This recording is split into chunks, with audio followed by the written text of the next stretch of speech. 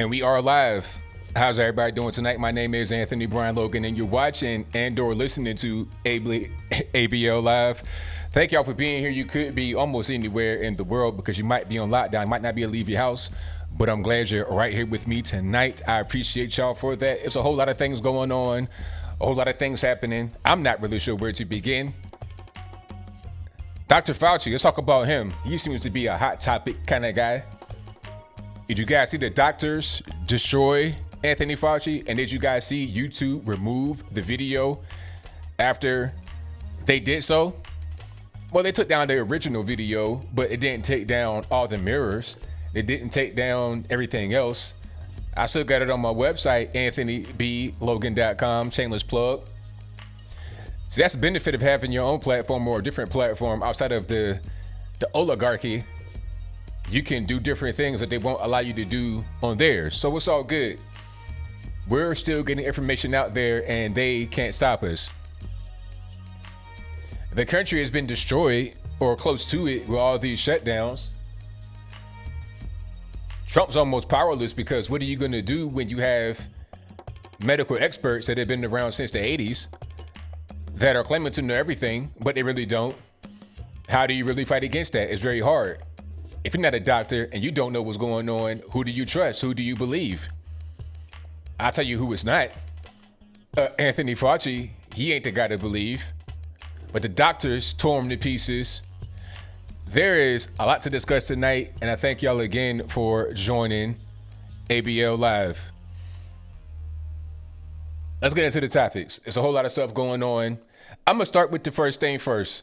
The doctors that wrecked Anthony Fauci. I'm not sure if I talked about this last time. I might talk about it last time or not. I'm not really sure if I spoke about it last time, but I got to talk about it again tonight. If I didn't already do so, I'm going to do it for the first time this time.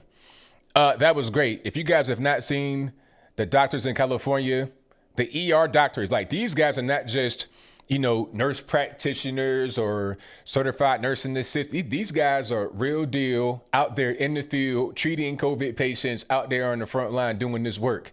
Okay. And they're looking at data and they're saying, wait a minute, this data doesn't really add up.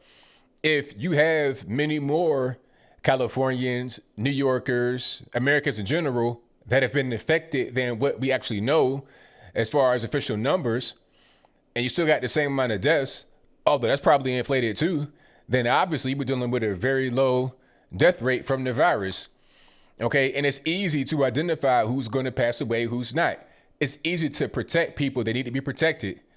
And it doesn't make any sense to quarantine people if you are healthy and you have no real risk of catching the virus and dying. We know what's going on. If you are a senior citizen and or have underlying health problems, like you're severely obese, you got asthma, you got heart disease, you a smoker, you smoke crack, whatever it is, all those things will lead to you being more susceptible to getting the virus and dying from it. So we have the knowledge. Why aren't we using it appropriately? Why are we still trying to lock people down? What's really going on? Those doctors did the Lord's work by going on TV, not being afraid, because a lot of people are afraid to talk about this virus in public, and you're seeing more and more and more doctors. Now, the general public can't just say, oh, well, the doctors don't know what they're talking about. Well, look, how does a regular normie know more than all these doctors? Okay. It's just like when you have something wrong with you and you go to your doctor, your primary care physician, and they say one thing and you're like, you know what? Maybe I'll get a second opinion. I don't really know if I want to just put all my eggs into that basket you're telling me to put the eggs into. How about I go somewhere else and get a second opinion? And then they tell you something else. You get a third and fourth. They tell you something different, but there may be some similarities there. And at that point, you make your own decision. Okay, what did we do from all these different opinions rather than just relying upon one opinion, Dr. Fauci? You got Dr. Shiva, Dr. Erickson, Dr. X, Y, and Z.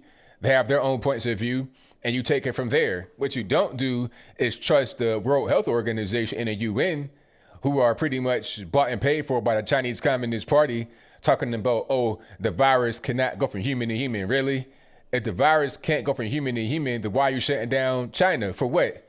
Do you have just a bunch of wild bats running around infecting people, or are the humans getting other humans sick? You don't weld a person in their homes if you're worried about bats. You try to go into a cave and burn bats and all that kind of stuff. You don't go weld a regular normie in their house or kidnap them from their homes because it ain't no human to human transmission. That's not how that works at all. Okay, you're wearing your face mask to prevent getting the virus from somebody else. And then they said, oh, no need to wear face masks, no need to travel, no need to restrict travel from China. But now they're saying, okay, no China trips, wear masks. It's like what's really going on. There is human to human transmission, obviously. People dying in nursing homes, all that good stuff. So, well, not good stuff, bad stuff, obviously, people dying. All that came from China. It came from the Wuhan Health Organization. The World Health Organization. It all came from them. These are experts, right? These are guys you got to trust and believe in. Some of the top docs in the world, right? But they got it wrong, didn't they? Same thing with the models. Oh, there's going to be millions of deaths in America. Millions of deaths. How do you go from millions to 50,000, which is still a high number, which is still too many people? Okay, you die of a heart attack and you're 95 years old, and then they say, oh, well, it's COVID-19. It's like, really? It's like, maybe you were just old and you passed away as a result of being old. How about that? You can't live forever. That's just a reality of the situation. It may sound cold, but it's honest truth. So YouTube took the video down. Not really sure why. Maybe they'll come out and issue a statement talking about, oh, well, because of COVID-19, we're not able to do manual review and some things get removed by automated bots, this, that, and the third. Okay, yeah, right. This video had over 5 million views. Shouldn't you pay a little more attention to a very high ranking video like that that's being shared all over the world? Not just US, but the whole world. 5.5 million views when they got removed, and plus all the mirrors of the same video. You could tell when the video has been duplicated. There are tools they have that will alert me if my video has been duplicated. So if I have those tools, so does YouTube. They're able to see a video, has a lot of views, and be like, oh, okay, it's been copied this many times too. They can add all the mirrors up to get a bigger number, probably like 10, 20, 30 million. And then look all over the internet. So it's on different platforms outside of YouTube. It's on Facebook. It's on InfoWars. It's BitChute. It's Minds. It's everywhere. Twitter, the whole 9 yards. So this video is going viral. You see these people being talked about on TV, an actual news report. So that this video should get special attention, but it didn't. I find that very hard to believe. So it is what it is. But at the end of the day, you got to have more than one opinion, more than Anthony Fauci. And when you get the big tech giants involved in censorship, it might be something to it. It might be where there's smoke, there's fire. How about that? That's where I'll leave it at. But yeah, I'm definitely not getting the vaccine at all. I did a poll on Twitter and I asked, hey, if a vaccine for the coronavirus, the China virus came out, would you take it? I think 80% said no, 20% said yes. Why would I take that virus? That vaccine for the virus. It doesn't make any sense. I don't take flu shots. I've never had a flu shot in my life, ever. And I see every year before the China virus came along, before the flu just went away and then COVID-19 took over, because you don't hear about flu anymore.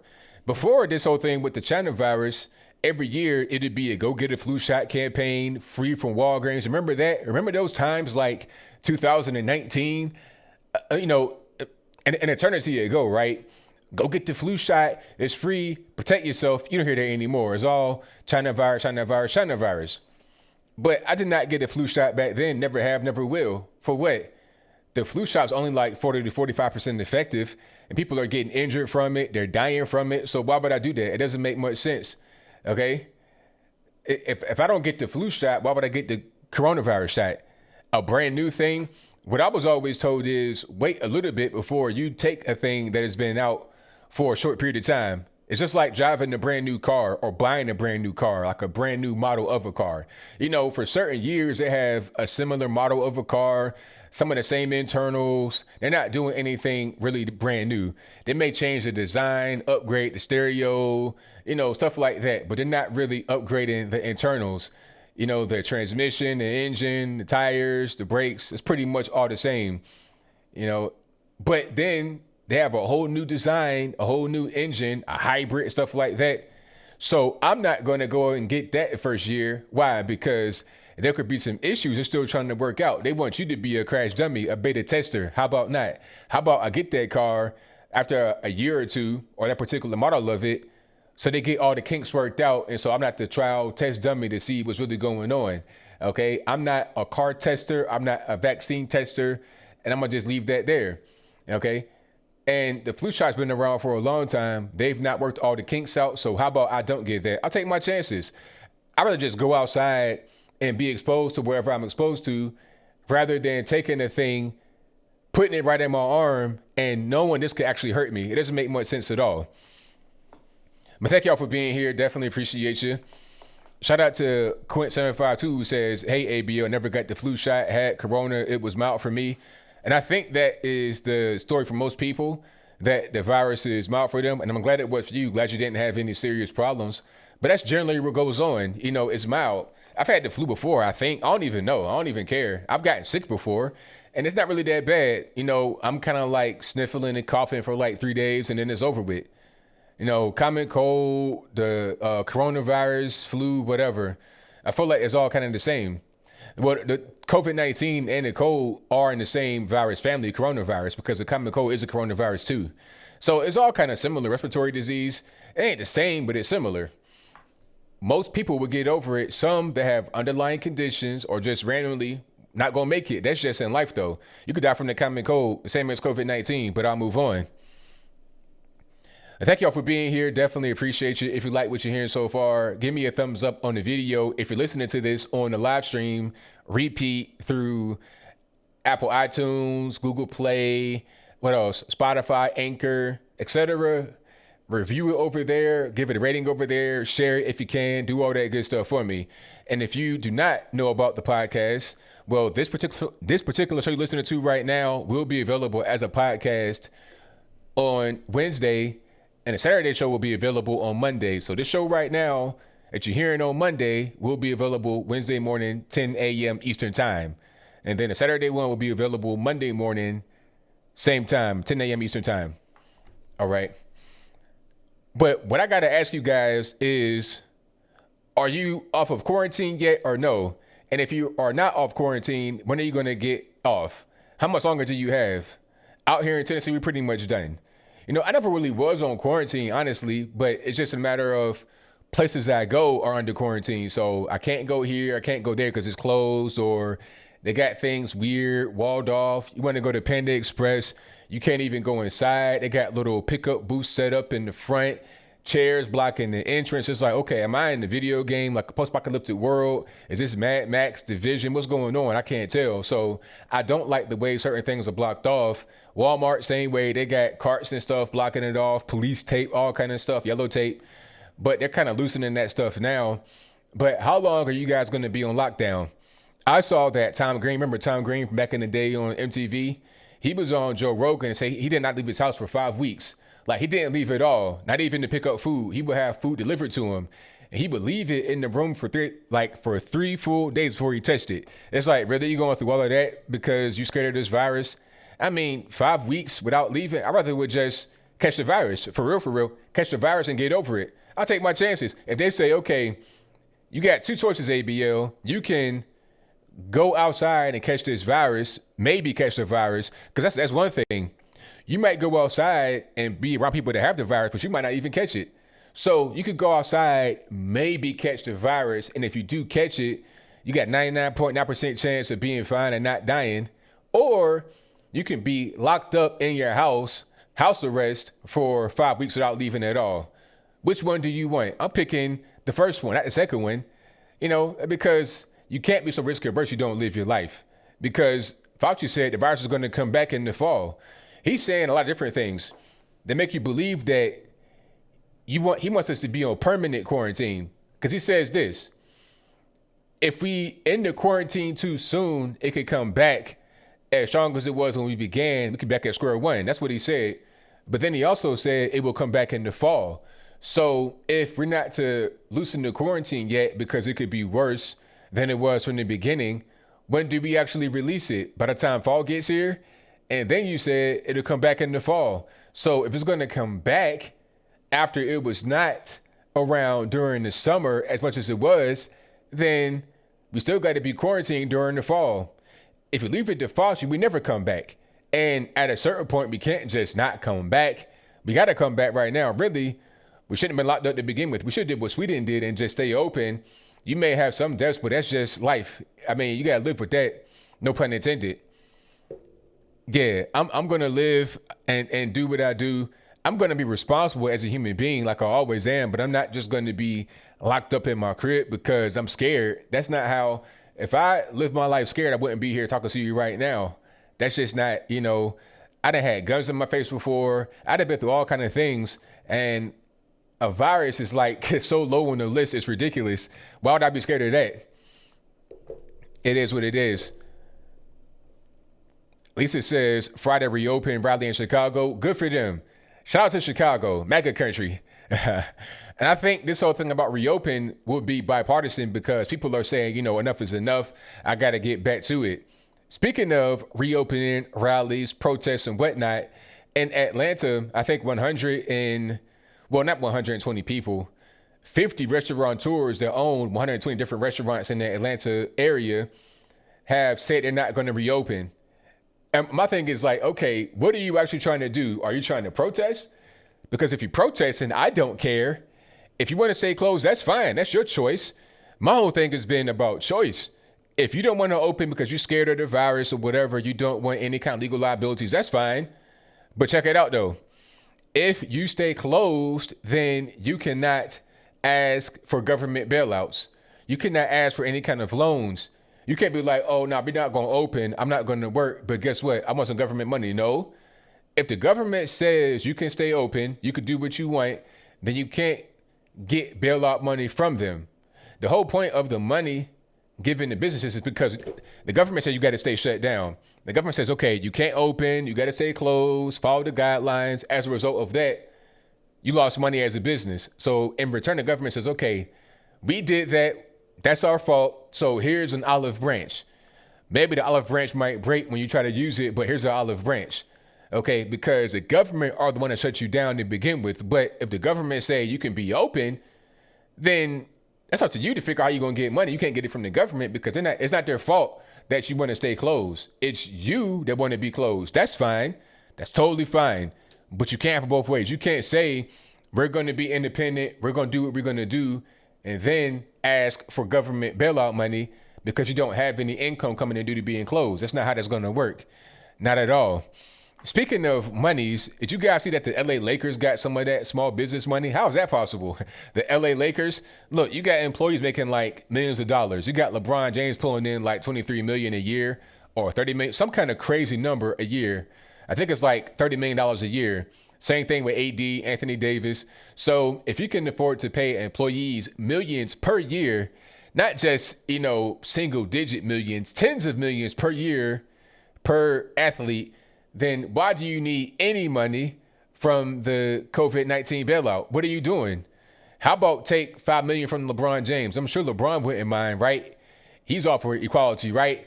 He wouldn't mind taking the pay cut of $5 million to give to the less fortunate that work for him, that the staff that work at Staples Center. He wouldn't mind doing that, right? But maybe I'm just wrong. I don't know what I'm talking about, but I always see him doing some SJW type stuff. So if you believe in the SJW narrative of LeBron James, hey, put your money where your mouth is. Take up some of your salary, put it into a pot, and give it to the employees that work at Staples Center and work for the LA Lakers and whatnot. How about that? Matter of fact, you can distribute it to your other teammates that don't get as much as you do.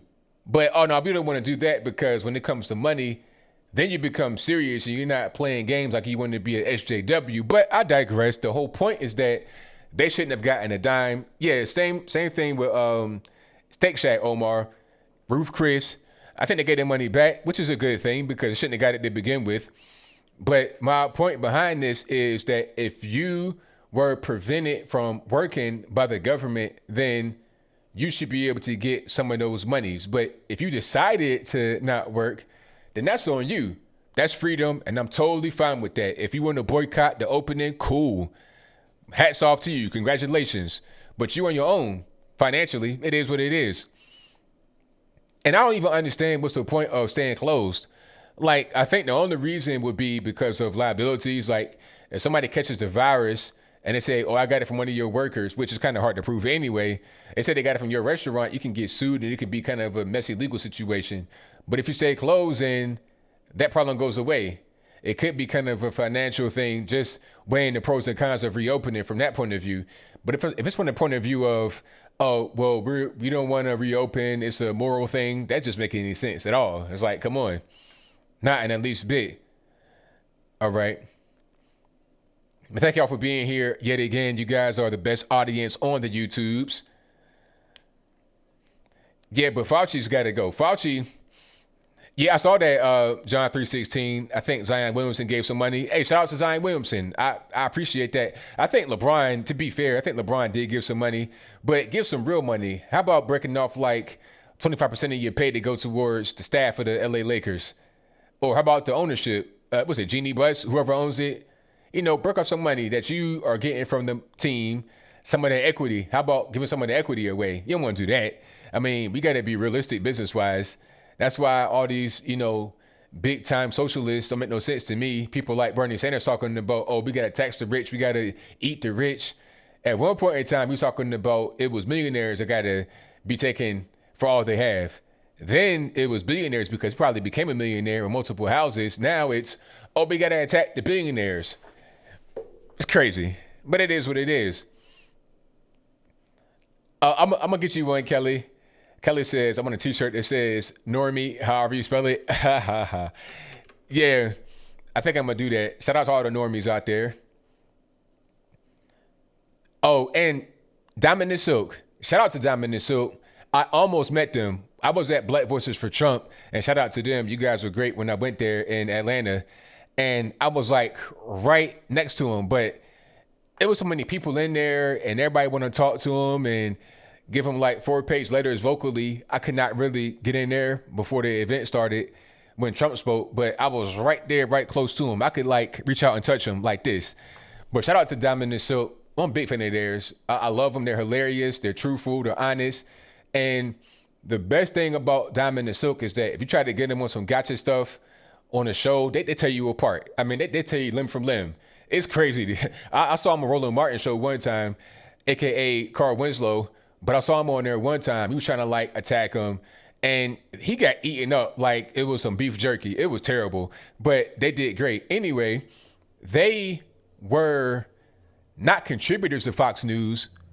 What they did was they'd be guests on Fox News and they would contribute licensed videos to Fox Nation. So basically what I'm saying is they were not Fox News employees. If you are actually a contributor to Fox News, you are an employee and you work for them. You can't go to anywhere else and give your point of view. You're basically like, Harris Faulkner, Sean Hannity, that kind of thing, just not on a big level. You're just a contributor that's exclusive to Fox News. They were not that. They just appeared on Fox News and gave them some content license. They still had their own platform. Very smart of them, 300 IQ. But anyway, they were talking about the China virus the same way I talk about it, saying that you got to get outside, you got to build your immune system. If you're trapped in the house, you're going to have a weak immune system. These are things that doctors say, by the way.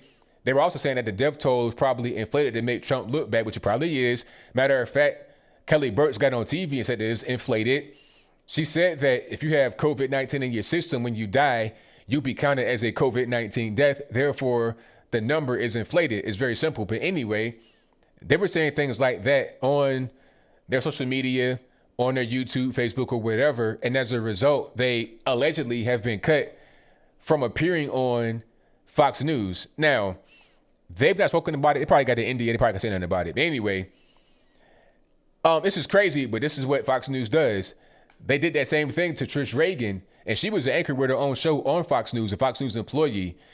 And she was skeptical of coronavirus, China virus, Wuhan flu, whatever you want to call it. And they asked her for the exact same reason, which is crazy.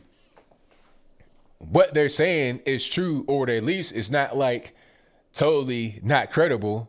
You have doctors saying these things.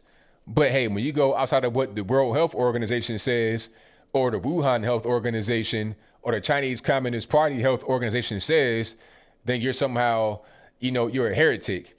And it makes me kind of not dread watching Fox News, but it makes me look at them with a different point of view. I look at them, and if I see them talking about stay at home, I was in the third, I changed the channel. I'd rather watch paint dry than to hear the same old BS. I know it's BS. I'm seeing numbers on the screen talking about, U.S. has 1/3 of the global population of coronavirus cases. It's like, really, do you believe that? Do you believe that the U.S. has 1 million cases of the China virus and China only has 80,000? Do you believe that? Seriously, honestly, do you believe that? Do you believe do you think there's no more cases of the virus in the country, in China? Do you believe that? I mean, come on. It does not make any sense at all. So I keep seeing these false numbers. I keep seeing these things about stay home, social distance, don't go outside. I'm just like, all right, I'm pretty much done.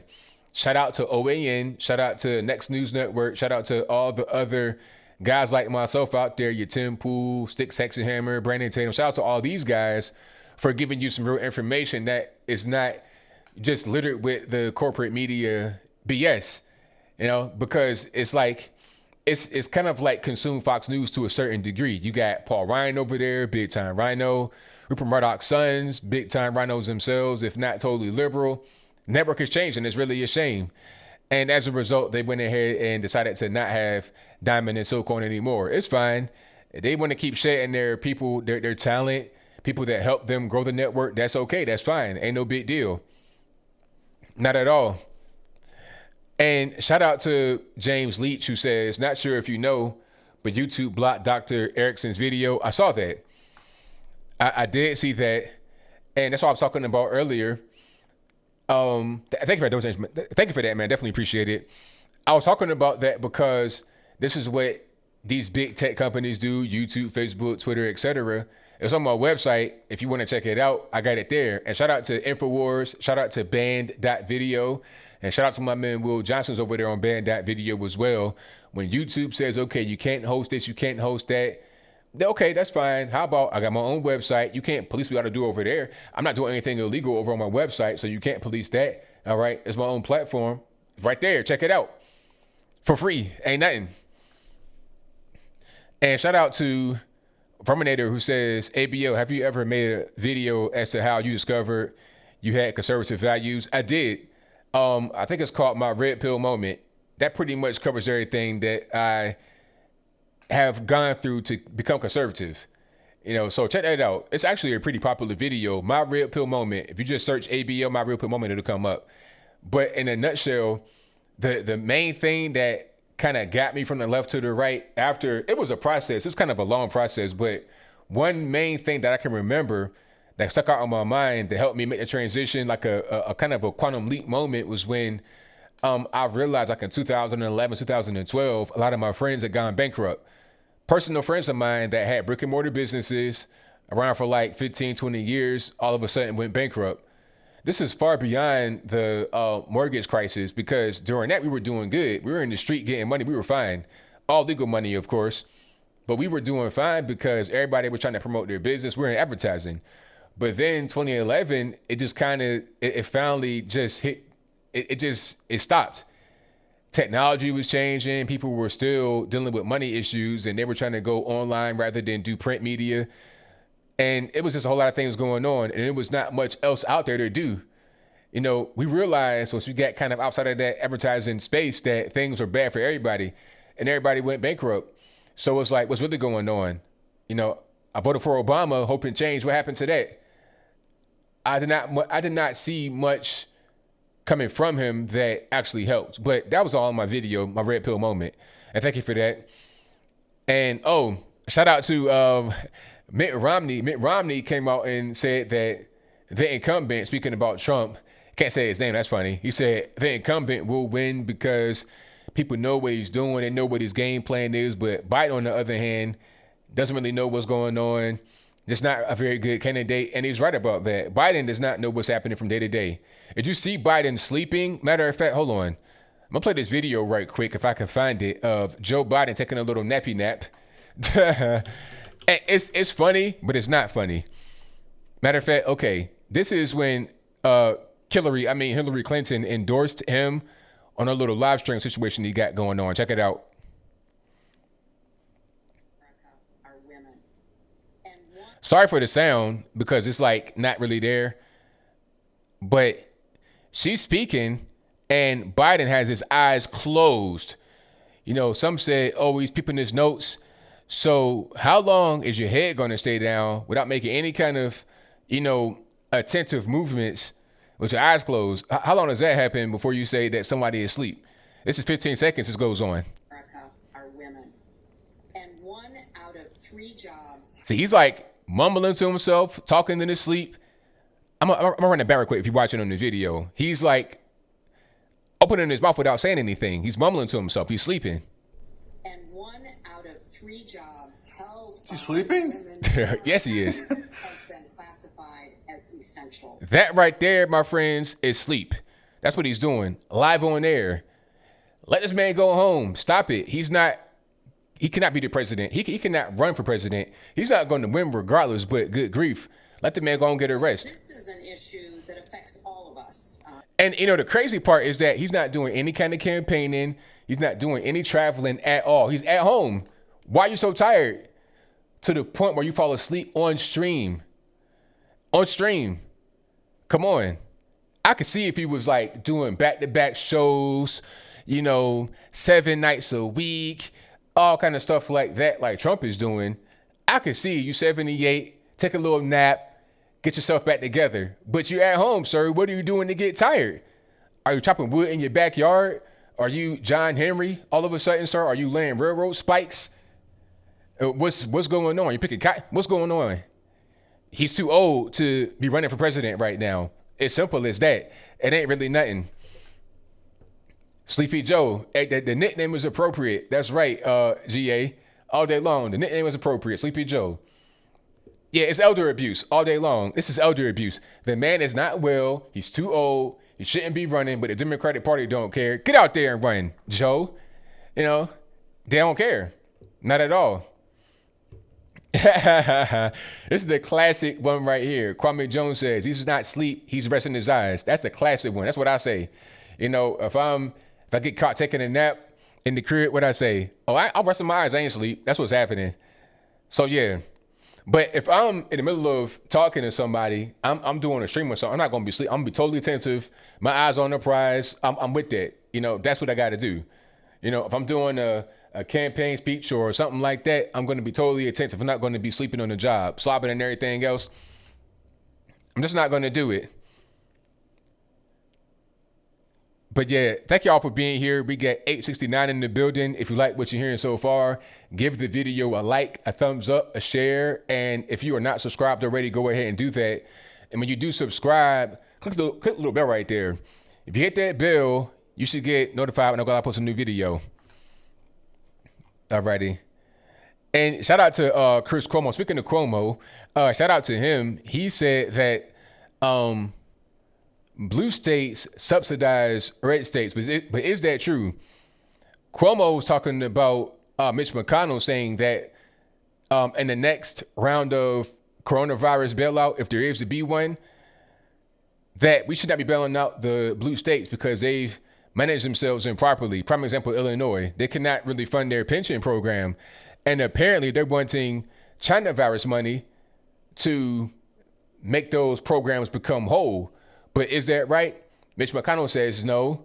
So does Ted Cruz. I think even Trump alluded to it if he didn't come out and say that we shouldn't be funding these states that have already been broke for years. That's kind of a logical thing to say. And Andrew Cuomo, the governor of New York, shot back saying, hey, we bail out you guys in the red states. Okay, we put in like 20 plus billion more to the federal government than we take out. When he says, what are you talking about? You're talking about people, from like income tax, federal income tax from people and corporations, in New York where all the money is at, like Connecticut, Jersey, all of that, tri-state area. He's speaking about that, but he's not talking about their deficit. Okay, you're still in the hole, like billions of dollars in New York. Same thing with Illinois. You're in a hole. So you may pay a lot of money from individual people in federal income tax, but you are not handling the money that you have in your state appropriately. Therefore, you're in a hole and you're asking money from the federal government to repair the state. He's conflating things that don't really add up. It ain't like, okay, the state of New York are giving the government a bag of money. The people in New York are giving the government a bag of money at a federal level and state level. And at the state level, they're not spending the money appropriately, wasting money on different little initiatives in New York City and stuff like that. So they're not handling the money appropriately. Didn't Bill de Blasio's wife lose like $1 billion, some kind of crazy amount of money? Okay, some kind of initiative or program, like $1 billion almost just vanished. Didn't that happen, or am I wrong? They're not handling their money appropriately. They're not responsible with their money. So it should not be up to us as a federal government to bail them out. That's not how that goes. But anyway, Cuomo says that blue states bail out red states because blue states take more money than red states do from the federal government. But he's not being totally accurate. In Mitch McConnell's state in Kentucky, they take a lot of money from the federal government, much more than many states. I think they're like number 4 or 3 as far as federal money received. But the question is, where does the money go? Oh, government contracts. Okay, same thing with Virginia. Virginia is the number 1 state for federal money received by far. It's not even close. I think they're double the next highest state. And guess where? Maryland. Why are Virginia and Maryland so high on government monies received? It's because of the military presence and the government workers that live there. Okay. Norfolk, biggest naval base in the world, right there in Norfolk. Newport News shipbuilding. They built the Comfort ship, these big nuclear power aircraft carriers. That comes from Newport News. That's government money, contracted money coming to Newport News, Norfolk, and then of course, Northern Virginia, where a third of the state lives, have a lot of government money coming there. People that work in the government, a lot of these subcontractors and everything else, they live right there in Northern Virginia. Same thing with Maryland. DC has all the monies from the federal government coming in right there, and then it spreads outwardly from the center, which is DC, to Virginia and to Maryland, which is why they have so much government monies into the state as part of what they actually do. Okay, a lot of the industry in Virginia and Maryland is government contract stuff like that. It's very simple. So for him to say, oh, we give more than y'all give, it's just kind of misleading to a regular normie that is not really looking into things like this. They would say, okay, you're right. We pay them. No, that ain't the case. You're talking about government contract money. Now, government could be smaller, of course, but that can also be said for New York State itself. They have a smaller government too. They could spend less money in their state government as well. Maybe they wouldn't be in a hole. Maybe they wouldn't need bailout money to fix the situation they got going on right now. Same thing with Illinois. Maybe they can have less government, less spending, and they wouldn't be broke. It's very simple. They got a lot of money from like Chicago, really. Use that money wisely. How about that? But thank y'all for being here. Definitely appreciate you guys. If you like what you hear, give me a thumbs up on the video. I'd appreciate it. And shout out to Andrew Cuomo, the lying dog-faced pony soldier up there in New York, aka the governor, aka I don't want to go down that road. Party boy, leave it at that. Yeah, a lot of waste, a lot of fraud, a lot of abuse in the government. Government should be really small. The bigger government gets, the more they waste, because there's more room to waste. There's more of a margin for error, and error causes waste. Fraud causes waste. I mean, if you could just tighten up the money that's wasted and spent on fraudulent things, you wouldn't be in the hole anymore in a lot of these blue states. And I got to add one more thing here.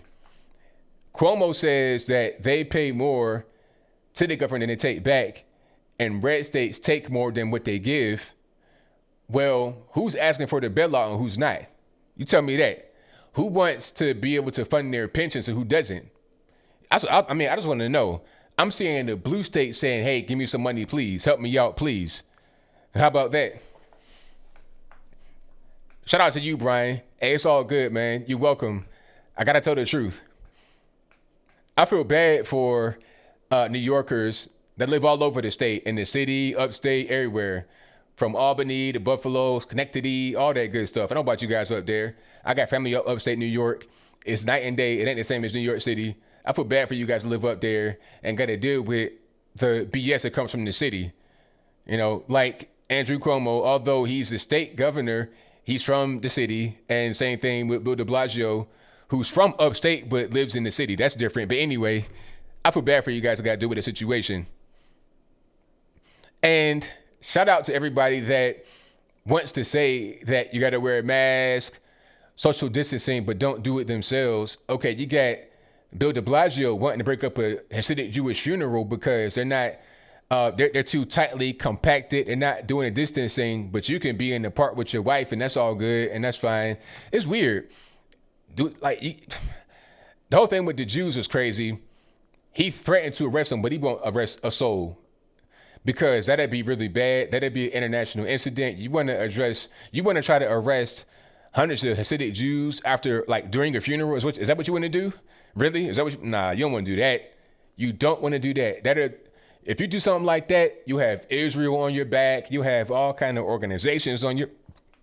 He's already been censured. Didn't he apologize for doing that already? And he didn't even arrest anybody. Can you imagine if he were to arrest a soul out there during that funeral? No way, no how. It wouldn't have gone well for him at all. One thing about Jews is that they consolidate their power. And if they feel like they're threatened or something is wrong, they all hands on deck. All hands on deck. And there's no question. If you're just an egregious person and you don't deserve to be helped, they'll ignore you. Like Epstein, Weinstein, they'll pretty much ignore you. But Hasidic Jews going to a funeral? No.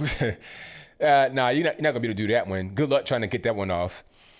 But, I think this whole thing with the virus is driving people crazy. Bill de Blasio included. He's a nut. He's a total nut. Doing things that don't make any sense at all. So, yeah, I'm praying for everybody in New York and everybody in general all over the country to get out of the quarantine kerfuffle because I'm done. I'm not observing anything. I don't wear no mask, no gloves. I'm good. I don't care if I get a bad, if I go to Walmart and I get a bad look, oh, well, what you going to do?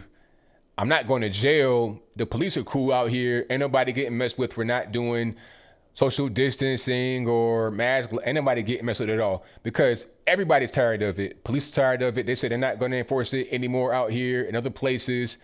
Everybody's tired of it. The economy has to get back on track at a certain point. And like I was saying earlier, Fauci was saying that it'll come back in the fall.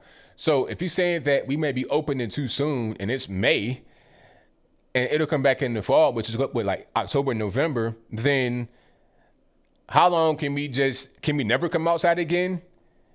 Stay inside forever? It'd be 100 degrees outside. The virus not going to be able to live outside in that amount of heat, but we got to stay indoors for what? This is crazy. Alrighty. Well, shout out to y'all for being here. What else is going on? There's a whole lot of stuff happening in these internet streets on these ups. That's pretty much all I got right there. But that's a whole lot of stuff. I'm going to read the comments right quick. But yeah, no mask, no gloves. I'm out here. And restaurants need to go back to normal. I think we need to get back to interacting because if we're not interacting, we're not going to have strong immune systems. And that's going to be a problem. If you have a weak immune system and we go back out there in the world where you got all kind of viruses floating around, they're saying now that the virus is airborne. So if you wear a mask and it's not even all that, it could still be transmitted that way. Like you have one of them little Chinese masks as thin as paper. Someone else does as well. You're just talking normally and then your spit comes out, your breath comes out of the mask and then it's in the air. It's like air freshener, right? You spray it and then it falls on you. You can feel it, right? But the virus you can't feel because the virus droplets are lighter than the air freshener droplets. So you got it.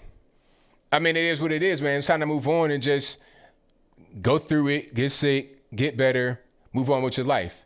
If you are elderly, I don't know what to tell you. Stay inside, don't come out. If you're scared, some aren't scared. Some say, you know what? I'm old. I'm not going to be cooped up in my house forever. I'm going to just keep on living. And I think that a lot of the elderly deaths come from being inside. So that might not even be good advice to stay inside. Nursing homes being torn apart. Where's everybody at? Inside. I think more deaths happen in people that are inside than outside. If I'm wrong, let me know in the comments. Because this whole shelter in place thing has been around for a while. People are still getting sick that are sheltering in place.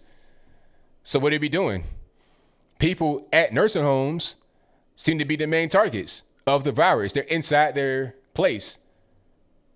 So it's not really a good idea to do the whole shelter in place thing anymore. Well, shout out to you guys. I got super chats to read right quick, and then I get to a few more topics. Shout out to Jonestown Autopsy, who says, "Don't fear the Reaper, Trump 2020, hashtag helter skelter, helter skelter, or helter shelter, as in don't leave your crib." Thank you. And shout out to Rich Grovera, who says, "ABL, God bless and stay well." And God bless you as well, man. Thank you for your donation and your very kind words. Shout out to Marcher Clark for your donation. Shout out to Leo Mazzina for your donation. Shout out to, who else? Matthew, who says, "I got coronavirus finally, thank God." Do you have it for real? Well, I think you'd be just fine. You know, like 99.99% of people are. I think you'd be just fine. You're not elderly. Do you have any underlying health condition? I think you'd be just fine. But thank you for your donation. And shout out to Matt again, who says, "Pick on desk looks like Bill is sniffing her." Talking about creepy Sleepy Joe when he was falling asleep during the interview that he had with Hillary, or live stream, whatever you want to call it. Thank you for your donation, man. Definitely appreciate you. Shout out to Miriam Vidal, who says, "Biden wasn't sleeping. He was praying for safety against Arkansas." Yeah, that'll make sense. Thank you for that. Shout out to FU Google, who says, "Love you, ABL." Hey, thank you for that. I appreciate you, boss. Shout out to William Garcia, who says, "Don't worry, ABL. Biden suffering from dog-faced pony soldier syndrome. It's contracted from the roaches crawling on his leg hairs." Thank you for that, man. I appreciate you. Shout out to Jay Greer, who says, "Always a voice of reason. Thank you so much for sharing your thoughts and with everyone." Hey, I try to just be real as I can. And thank you for your very kind words. Definitely appreciate you and your donation. Shout out to Strength and Faith, who says, "Because of you spreading the truth, I've become a conservative. How do you find the truth when so many articles and media tell everyone lies?" Hey, I'm glad I'm able to help you with that. I'm glad you're able to come to, the light. And I thank you for your donation.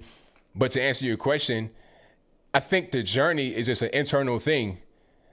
For me, it was just realizing things around me weren't really right. I knew something wasn't right about what was going on. I was able to observe things. It was more of an internal thing for me rather than just reading and then trying to find it that way. It was internal, and then I reached out and read to find a reason for why I was feeling how I was feeling. You understand? That's pretty much, it started internally, and then I was able to reach outwardly to find my place. But thank you for your donation. Shout out to Jonestown Autopsy, who says, "Ben and Jerry's to release Nancy Pelosi ice cream in July named Brain Freeze." Hey, if they do that, it'll sell out ASAP. Thank you for that, man. I appreciate you. Shout out to Renee Ramos, who says, "Thanks for all that you do for our country and the president. God bless ABL." Thank you for that, man. Definitely appreciate you. Shout out to Stacey Felice, who says, "I'm in New York, and on May 15th, I'm done. Not listening to anything Cuomo says anymore." I'm with you. Right on point. That's how I feel about the mainstream media, because they keep putting those fake numbers out talking about, the U.S. leads the world in coronavirus cases more than China for real. Matter of fact, they're not even quoting China anymore. They're talking about Italy, small countries. It's like, how are you not going to quote China if you're going to say that the U.S. has a leading percentage of deaths in the world? You got to talk about China. China, it's impossible for them to have only 80,000 cases in a city of 20 million when they were the epicenter of the outbreak. It doesn't make any sense at all. Before you knew what was really going on, who it was targeting, how to combat it, they were the epicenter. So to not have that many deaths does not make sense. But thank you for your donation. I definitely appreciate you. Thank you to Shane Wilson, who says, "Trump for the first time said he wants to go back to normal. No social distancing, face masks. How is this possible if Democratic governors who will keep them in place? Can Trump lift the national emergency?" Now, thank you for your donation, by the way. What he can do is what I think Bill Barr allegedly said, which was threaten to pull federal funding if they don't comply with the reopen order. I think I saw somewhere that Barr was like, "Look, if you don't open back up by May 1st, how about no more federal funding?" That might be kind of a motivating factor right there. I can't get my monies I need to be able to pay my bills if I don't let the lockup up. You understand? Thank you to Nippin, who says, "Fox News have been CNN'd. Hashtag free Diamond and Silk." Hey, thank you for that, man. Definitely appreciate you. Shout out to Miriam Vidal, who said, "I sent you a tweet about that mother in Wisconsin." I'm going to check it out. So I got a little bit of chance for sure. Take a little swig of water right quick. Oh, GA says trying to stop testing. Well, that'll do it right there. If you're not testing, there ain't gonna be no positives. It's the same thing going on here. They're doing more testing, so you're gonna have more positives. And they keep reporting it wrong. They keep saying, oh, we have more cases. We have more cases. Do you really have more cases? Or do we have more tests that have come back positive? It's a different story. Because you could have been had the virus for a long, you could have had the virus in March, but now you just got tested and you have it. So you could already had it and been over with and test positive. Like these tests, a lot of them are faulty as well. And by the way, I refuse to take that nasal test. Have you seen what they do with the nasal test? I saw a military guy shaking when they put a swab in his nose. The swab is like this long. It's like a pool stick, and they put it in your nose all the way to the back. It's like touching your brain. You understand what I'm saying? Now, they might slip in, they might slip with the swab, paralyze me or something like that. I don't want that. And it's all the way in my nose. I mean, if I got to sniff or sneeze or something like that, I'm out of luck. So they're not putting that swab all the way into my brain. You understand? From my nose. It ain't going to happen. How about I just wash my hands and wash my face and that's it? Simple as that. And if you're scared, stay away from me. Matter of fact, it'll be no mask on my face. So if you think that masks are needed, don't be in my periphery. How about that? And you'll be just fine. I'll be just fine. We'll be all good. DNA collecting? Yeah, I don't want that. And I don't want that. I'm talking, hey, seriously, like, I'm not exaggerating. If I could find it, I'm going to put it on the screen. And it'll make you squirm for real. Matter of fact, I know it's on Twitter somewhere. I know for 100% certain it is. And I saw that. I'm like, nope. How about I don't do that? I'm good money. I'm good to go. Don't want it. Oh, speaking about nopes, have you guys seen the whole thing about UFOs that has surfaced? So now they're saying that UFOs do exist. I'm not surprised. Like, it's not even a really big story. I think everybody already knew that UFOs exist. It's a matter of who's on the UFO. That's what I want to know. Show me the little green guy. How about that? Area 51, open that up and show me some of the alien technology you got. Show me the saucer. Show me the little green guy. Show me all that good stuff. I ain't trying to see just, some flying saucer. I already seen them. Flashing lights. Don't show me that. Show me the little green guy with the advanced technology. That's what I want to see. But they did at least, show that. So maybe in the future, they're going to show the little green guy. They're trying to get you ready right now so you're not totally just taken off guard. So you know that UFOs do exist, and then when they roll out everything else, it won't be this big deal. Matter of fact, I'm going to find that clip right quick. Hold on. I'm going to find that clip out because you got to see that. Okay. Nah, I can't find it. Not going to be able to find it, but if it come across my desk, I will show it to you because that was crazy. All right. Thank you for being here, though. You guys have been great. How many we got in the building? About 900. Good money. The Rapper 10,000 says, what is your state doing to sue the governor for violating the people's civil rights? Well, the governor is actually being pretty good. The governor is less strict than the mayor of where I live, which is, good because it puts pressure on the mayor to tighten up. Matter of fact, I think the mayor has tightened up because he was talking about, oh, we still can't stay open, all this, that, and the third. But the county mayor was like, let's go ahead and start reopening. So is the governor. So we're going to go ahead and reopen. Like starting today, they've already pretty much opened. Some spots are still kind of closed, but that's by their choice.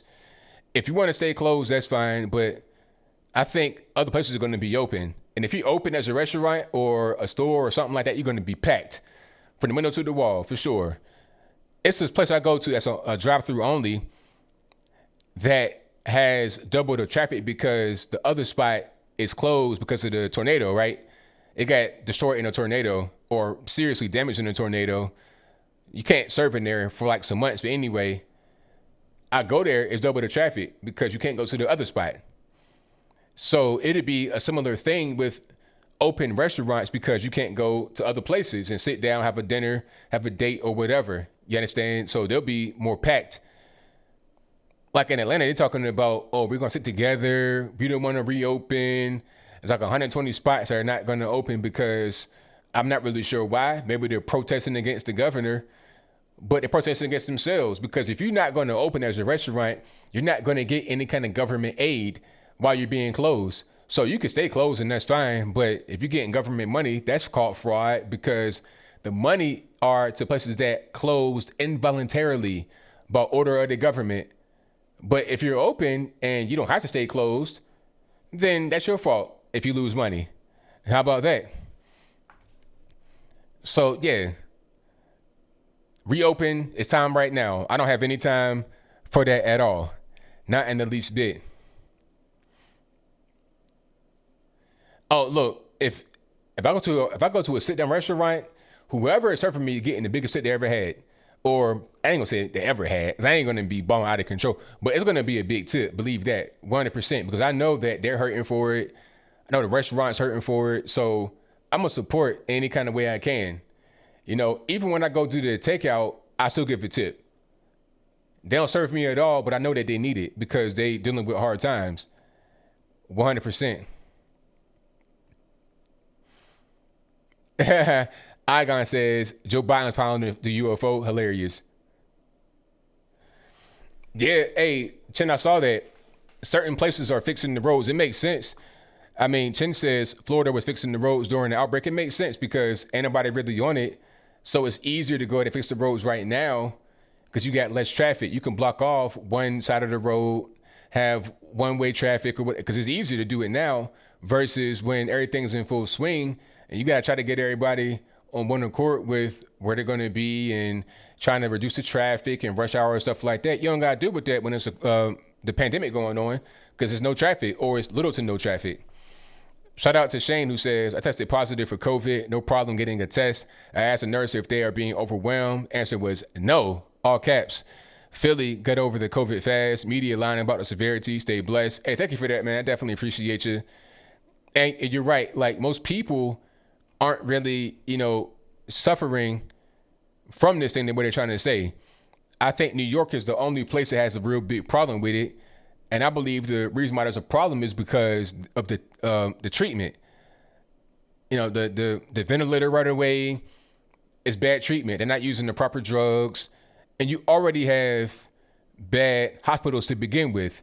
So it's not like you go into a place with state-of-the-art places and the best nurses in the world. Now you go into bad hospitals where you might come for a routine checkup and die. Okay, so that's part of it right there. You have bad infrastructure medically. So if you got a bad hospital system in the city, plus you're not using the right things, the wrong drugs, using the ventilator when that's supposed to be, family can't be there, so they can't give their 2 cents what was going on. You may have a higher death rate. That's what's going on. Because every state has it. Why is California not like New York or Florida or anywhere else? Obviously, it's an issue with the system there. It's something special about New York that's making it be that way. That does not exist all over the nation. And it's very simple. Alrighty. Shout out to Snaps and the Gorilla who says, are you aware of Douglas Ducote and his F your right statement? There are too many so-called patriots willing to relinquish all rights to feel safe. Give a little freedom for perceived security. Shout out to my man Douglas Ducote. I met him. What was that? At Politicon? I did not hear him say that. Yeah, I gotta talk to him about that because that's crazy. I mean, what was the context of that? F your rights. Now, honestly, I know what you're gonna say. Why does the context matter? I understand that, but I want to know why he said that. Because I feel like you shouldn't be saying stuff like that. But he's a nice guy, though. I met him. He's really cool. But that statement I disagree with. Alrighty. Now, Denise, about the subways in New York, is it true that they become homeless encampments at night when anybody on them? That's what I'm hearing. They didn't pull trash cans on there from the street, like the metal trash can. They didn't pull them metal trash cans on the street from on the train. They're eating chicken wings, leaving them on the ground, pizza. They doodling in the cars, peeing in the cars, all kind of stuff. You have a mobile homeless person shelter, and they probably got the virus, not being tested. It's going back to the 80s. because where's the enforcement at to get that kind of filth off the train? I've never seen anything like that when I'm on a subway in other cities. In DC, you don't see that. Last time I was there, I didn't see it at least. Somebody homeless with all their belongings and all their bags and their trash and their doo-doo and stuff like that on the train. You don't want that. Not at all. Yeah, I've seen some of the videos, Miriam. 100%. Yeah, I couldn't go on matter of fact, you need a mask for the train. I'm not wearing the mask for the virus. I'm wearing the mask for the doo-doo on the ground and the train and the pee and everything else. I'm not trying to smell that. I'm not trying to ingest that. I don't know what kind of mix you got going on. That's like worse than the rats and the cats and the bats and the dogs and the wet market. You got a wet market on rails in New York with all the homeless people right there. It's not about being homeless. I'm not trying to be, what's the word I'm looking for? I'm not trying to be shelterist. Not trying to do that. I'm just trying to say a lot of these people have serious issues, mental problems, don't care about what they do, how they present themselves, hygiene or anything like that. I don't want to be around that. Okay, I rather would just walk to where I gotta go rather than being on the tube underground with that. It's simple. Shout out to Colette who says, I had a flu shot 10 years ago. I got a terrible rash from arm to elbow. I will not be getting a China flu vaccine. I'm right there with you, 1,000%. All right, Gorilla. Samson Gorilla says, I'll call and let you know. Okay, cool. NF Given says, this lockdown needs to be over. Like how in the H does the Chick-fil-A lines triple in size? I work still and can't go there at lunch. It's backed up 2 blocks. Yeah, hey, Chick-fil-A packed from the to the to. It don't matter. I went there early in the morning, like for breakfast, packed. Lunch, packed. Dinner, packed. You can't go in there and you have other spots that are closed. And, it just creates a nightmare. And really, I don't even like drive-thrus. I go in all the time. Anytime I see a drive-thru, if I go Chick-fil-A or whatever, I go inside. I'm never in a drive-thru. So now I got to be in a drive-thru. I don't like that. And then I got to wait an eternity. It's crazy.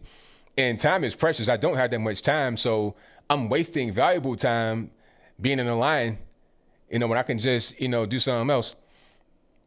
Shout out to Christopher Ross who says, thanks for everything, ABL, a voice of reason. Hey, I thank you for your donation and your very kind words. Most certainly appreciate you. All right, let's go ahead and get to the actual phone calls here.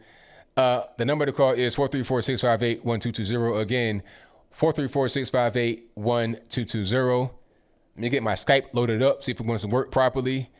If it does, it does. If it doesn't, it doesn't. It's not my fault. I didn't do it. Yeah, San Fran.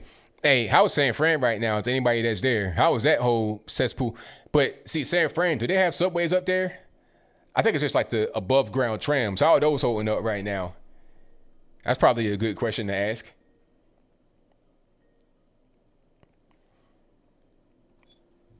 All right, Matt, what's going on? Hey, ABL, what's happening? Everything's. I had to laugh when you were talking about the swab going way up your nose. When I was in school, there was a kid that would snort a necklace up one part of his nose and blow it out the other. Nope. Can't do it. He would freak us out. Hey, two things.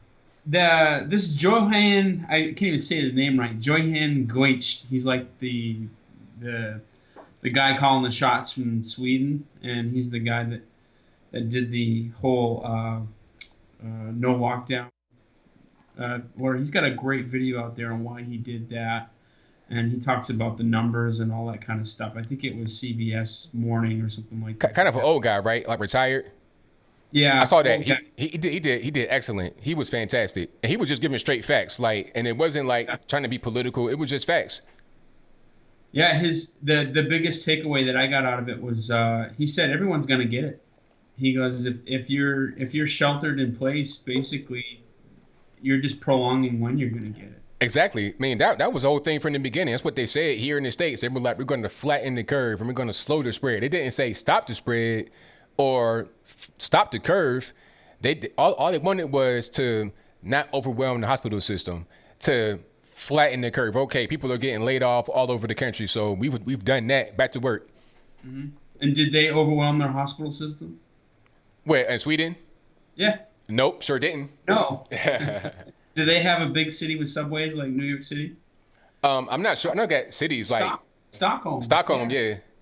Yeah, he was like talking about Stockholm and stuff, and but yeah, he said basically we're prolonging it, and I do think some of the reason why New York City's probably had a higher death count is because it kind of goes back to what that Dr. Erickson was talking about. Is like flu deaths have dropped to zero. They're not even counting like anything and everything having to do with coronavirus, even if it's like 7 degrees to Kevin Bacon, they're saying coronavirus caused it. And so I think that's one of the reasons why you see the deaths so high in New York is that they're actually counting it like that. Yeah, and then also probably the treatment as well. There was a video from a nurse practitioner that she gave a secondhand account from her friend that's up there on assignment, and she was talking about how they're not using the proper things that should be used. They're not using any kind of hydroxychloroquine, and they're using ventilators a little bit too early. And if you get put on the vent, it's 80% you're going to die. So 80 to 90% you're dead. Right. Already. Exactly. So, and then you also have bad places already, bad hospitals already in New York. So if you went there just for a regular thing before, you might die because you got a bad hospital to begin with. So you got kind of a perfect storm, bad treatment and bad hospitals. Then you're immunocompromised yourself when you do the lockdowns as well. So you could die from something else or not having elective surgeries and that sort of thing. That's right. But I'm making this point that the coronavirus is way more contagious than what we thought, but it's way less lethal. And with the flu, if you're going to die from the flu, you'd basically would puke your brains out. You'd dehydrate, and there's not like a miracle drug for the flu. It looks like there's half a dozen for coronavirus that we can take prior to ventilator. And it's much more targeted too, because the flu can attack pretty much everybody, but the virus, we know what it is. It's like if you're elderly, underlying conditions, we know what it is. So it's not hard to identify. It's easy to isolate versus the flu, where it's like pretty much anybody can get it and they might have complications and die. Yeah. Did you hear about the baby that they said died of coronavirus? I heard about that, but I'm like, really? A baby? They counted it as a coronavirus death, and the reason why you don't hear about it much anymore because the baby tested positive, but I guess the mother smothered the baby. Yeah, I heard about that. Right, it was like an accident, allegedly accident. Yeah, it was like allegedly an accident or something like that. I don't know. I don't want to jump to conclusions. Right. But that Johann Geisig, or however the heck you say it, I wrote it down to try to remember what. Johann. Yeah, Johann Geisig. His video was pretty good, and all of his statements were very quantified, not disqualified. Because qualified comments sometimes it just seems that we rely on that way too much. The guy, Dr. Ferguson, I think it was his name, the guy that predicted the 2.2 million deaths in the United States, he'd also predicted 1 million deaths from SARS and bird flu. He has all these models, and he's not sharing the models where he comes up with these numbers. There's a pretty good video of him trying to justify the lockdowns and stuff like that, and basically he's patting himself on the back and saying, yeah, we saved everybody's life. And then there's that Sweden up there. It's just like, Sweden. So that's all I got for you. Keep up the good show, man. Thank you for the call, man. Definitely appreciate you. Yeah, bye. All right, great call from my man, Matt. I really appreciate that. And the number to call is 434-658-1220. It should be right there in the description box. And if you want to get in through Skype, there's an email for that in the description box as well for Skype calls. But let me get to the next call.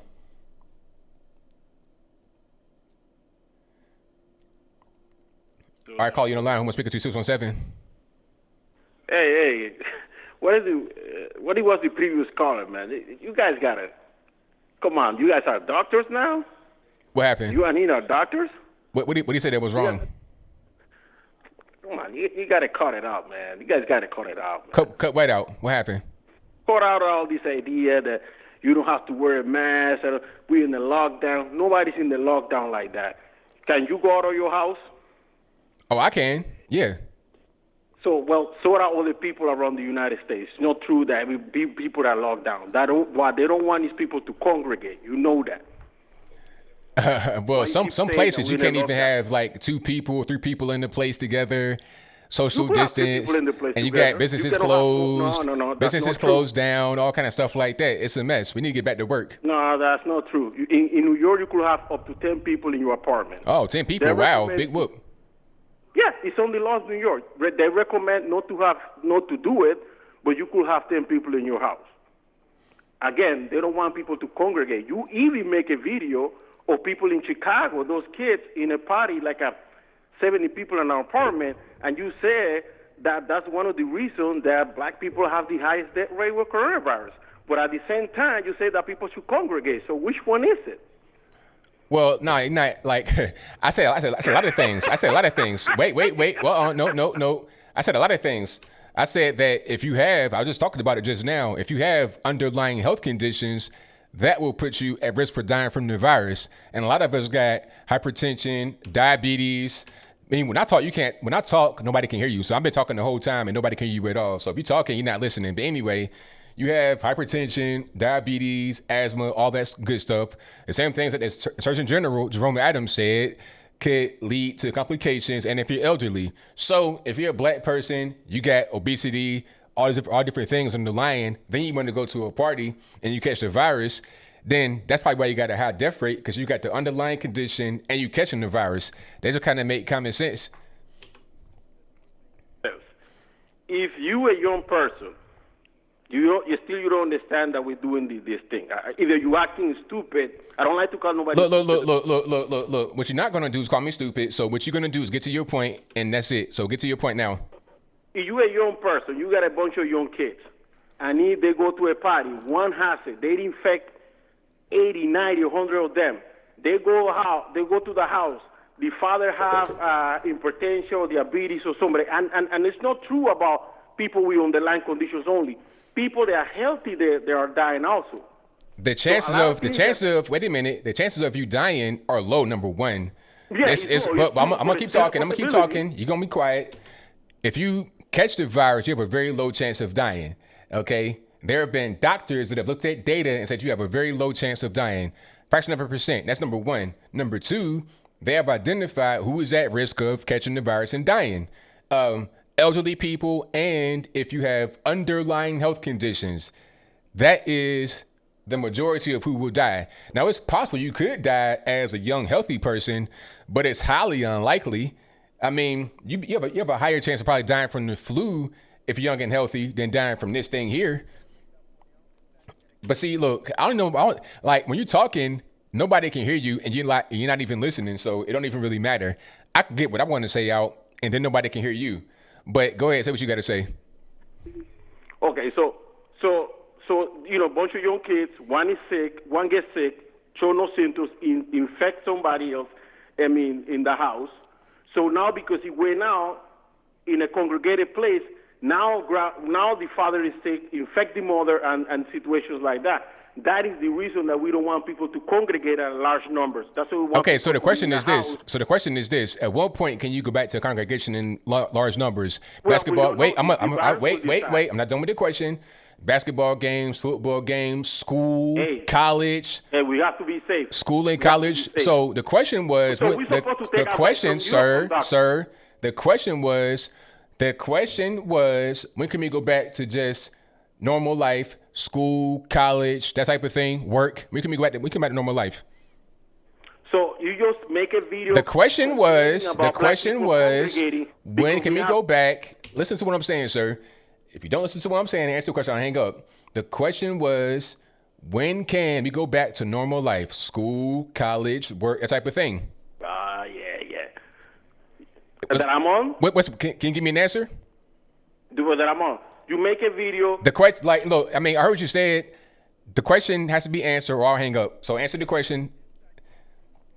Answer the question now or I will hang up.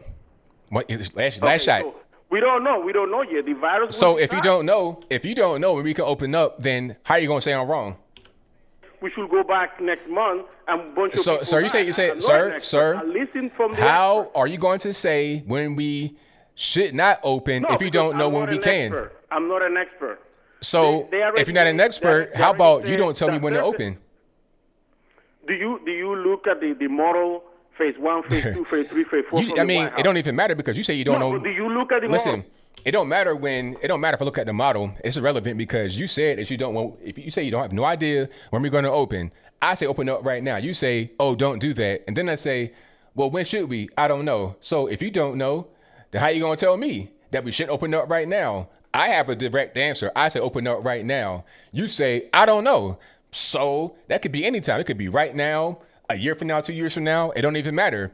You got to come with the actual day and date to open, and then have that be that. Listen to you or to the expert? That's answer my question. What?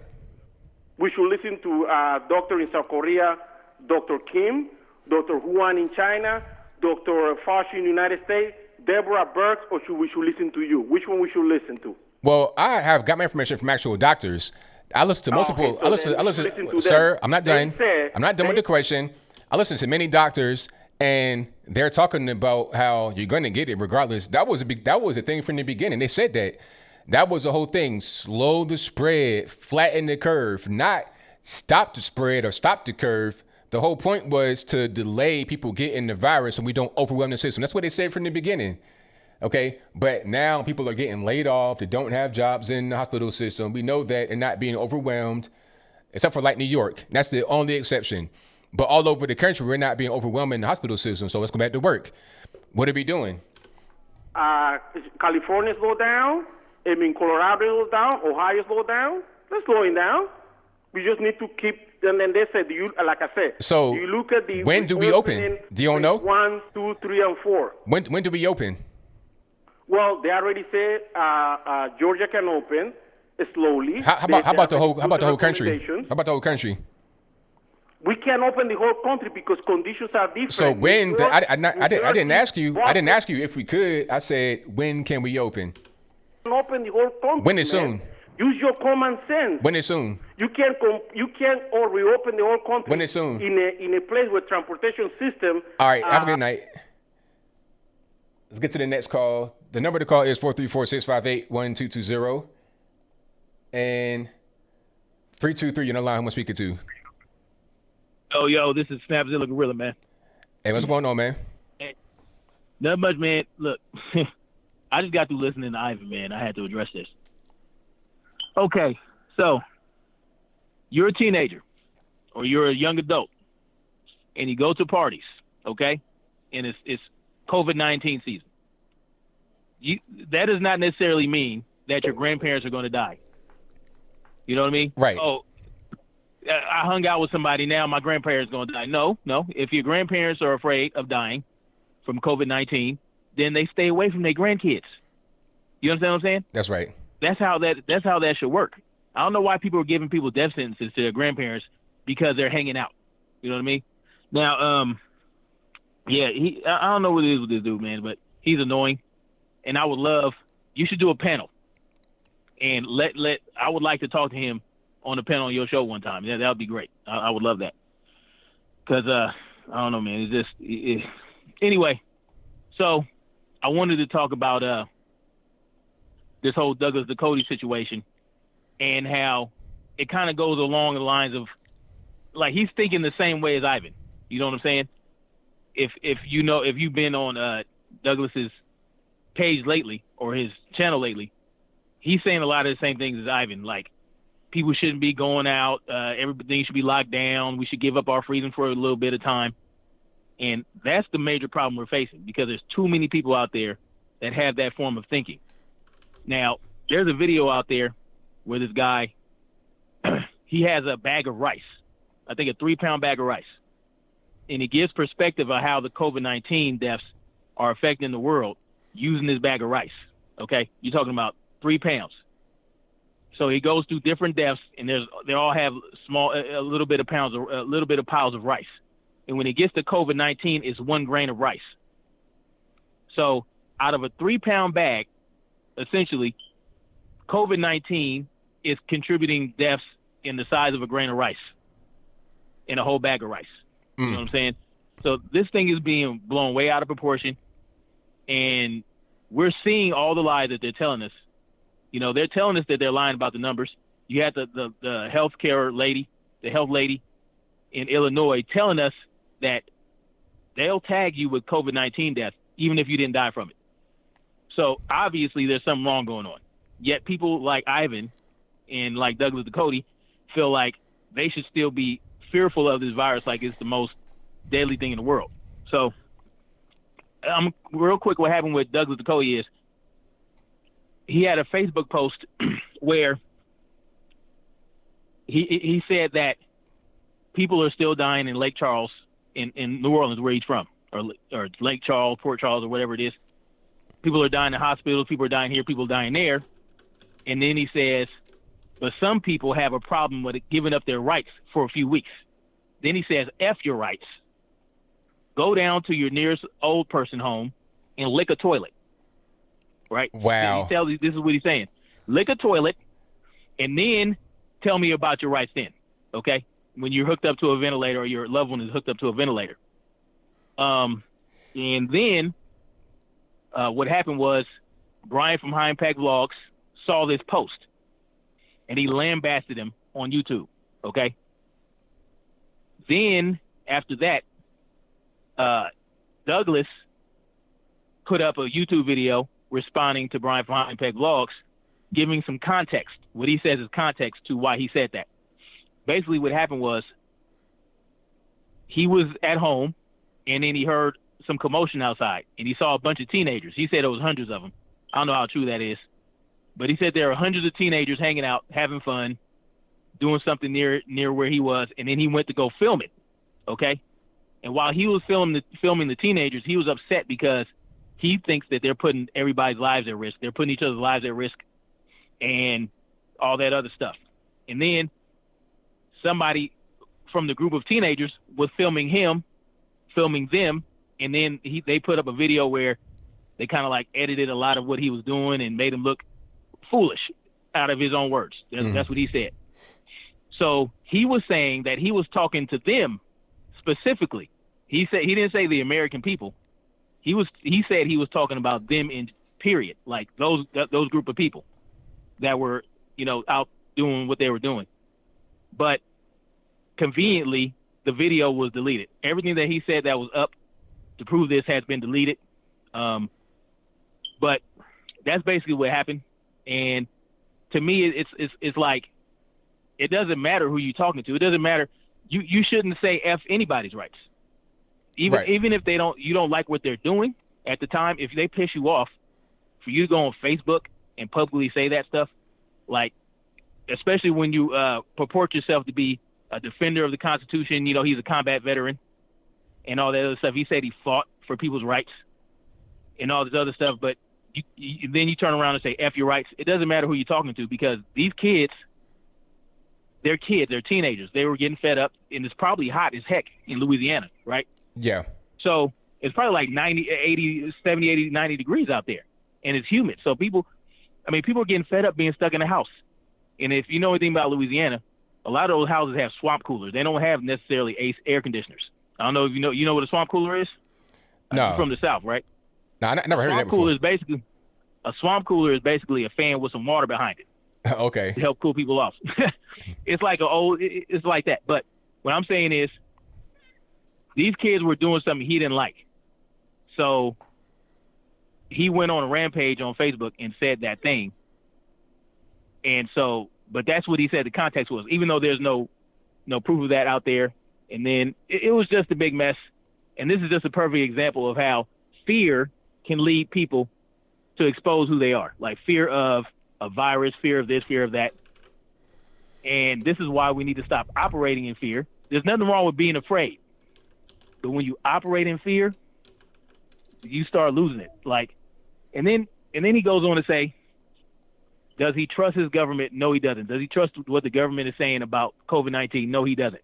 So why are you so fearful? Why are you so willing to give up rights for a few weeks? Because how long has it been, ABL? 6 weeks? Yeah. And how long are they talking about keeping this going? I know in California, the Governor Newsom is talking about 2021. Yeah, You know what I mean? So, I'm seeing things talking about 2 years because Fauci already said that it's going to come back in the fall and that we shouldn't be doing things too soon. So it's like, okay, if you don't want to, if you say that May is too soon, then when is not too soon? July, August, and then you'll be in November before you know it. Right, and that's what I'm saying. Like, who determines how long it's supposed to last? Who determines? And it's just like those two doctors, right? The two doctors from California. The one, what's his name? The ones I'm talking about. The ones that were going essentially against the whole lockdown.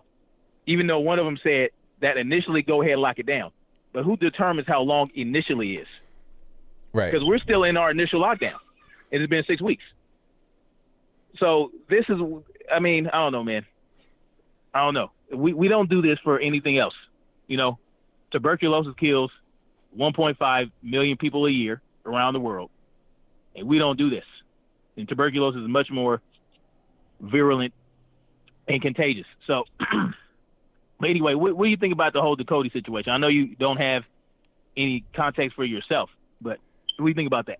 I mean, it doesn't sound good to me. It sounds like a lot of people are just getting afraid. They're being afraid. They're seeing things on TV. They're believing it, but they don't really look deeper into it to see what's really going on. Look at the real death rate. They look at other viruses that come about. People are surprised to know that the flu kills as much as the virus and more. Like it killed 80,000. When I say that, people get they're kind of surprised. Like, for real, you see it? Like, 80,000 deaths, but it wasn't no big thing. It wasn't this whole big political circus around it like the way this virus is. Right. And that's my thing, because people are so willing to just believe what they're being told. They don't have the wherewithal to go out and find the information. Like, all this information is out there for you to find. Like, I found tons of information on viruses, on all kind of stuff, just by looking. I'm talking about scientific journals. I'm talking about, these are from the CDC, the World Health Organization, that completely contradicts what they're telling us on television, in the news. Like Dr. Fauci said in the New England Journal of Medicine on March 26th, he said the COVID-19 is more akin to the seasonal flu in terms of death rate. Yeah. So, yeah, that's yes. No, don't cover it back up. Or I don't know. It's my bad, man. So anyway, that's all I got, man. I just wanted to bring that to your attention. I don't know if you want to take a look at it. But he's Douglas Ducote right now is copping a lot of pleas about what he said. I mean, he is, and I don't know, man. People just need to get a grip and get their courage and their freedom back. That's all we need to do. No doubt, man. Thank you for your call. I definitely appreciate you. Yeah, no problem, man. Bye.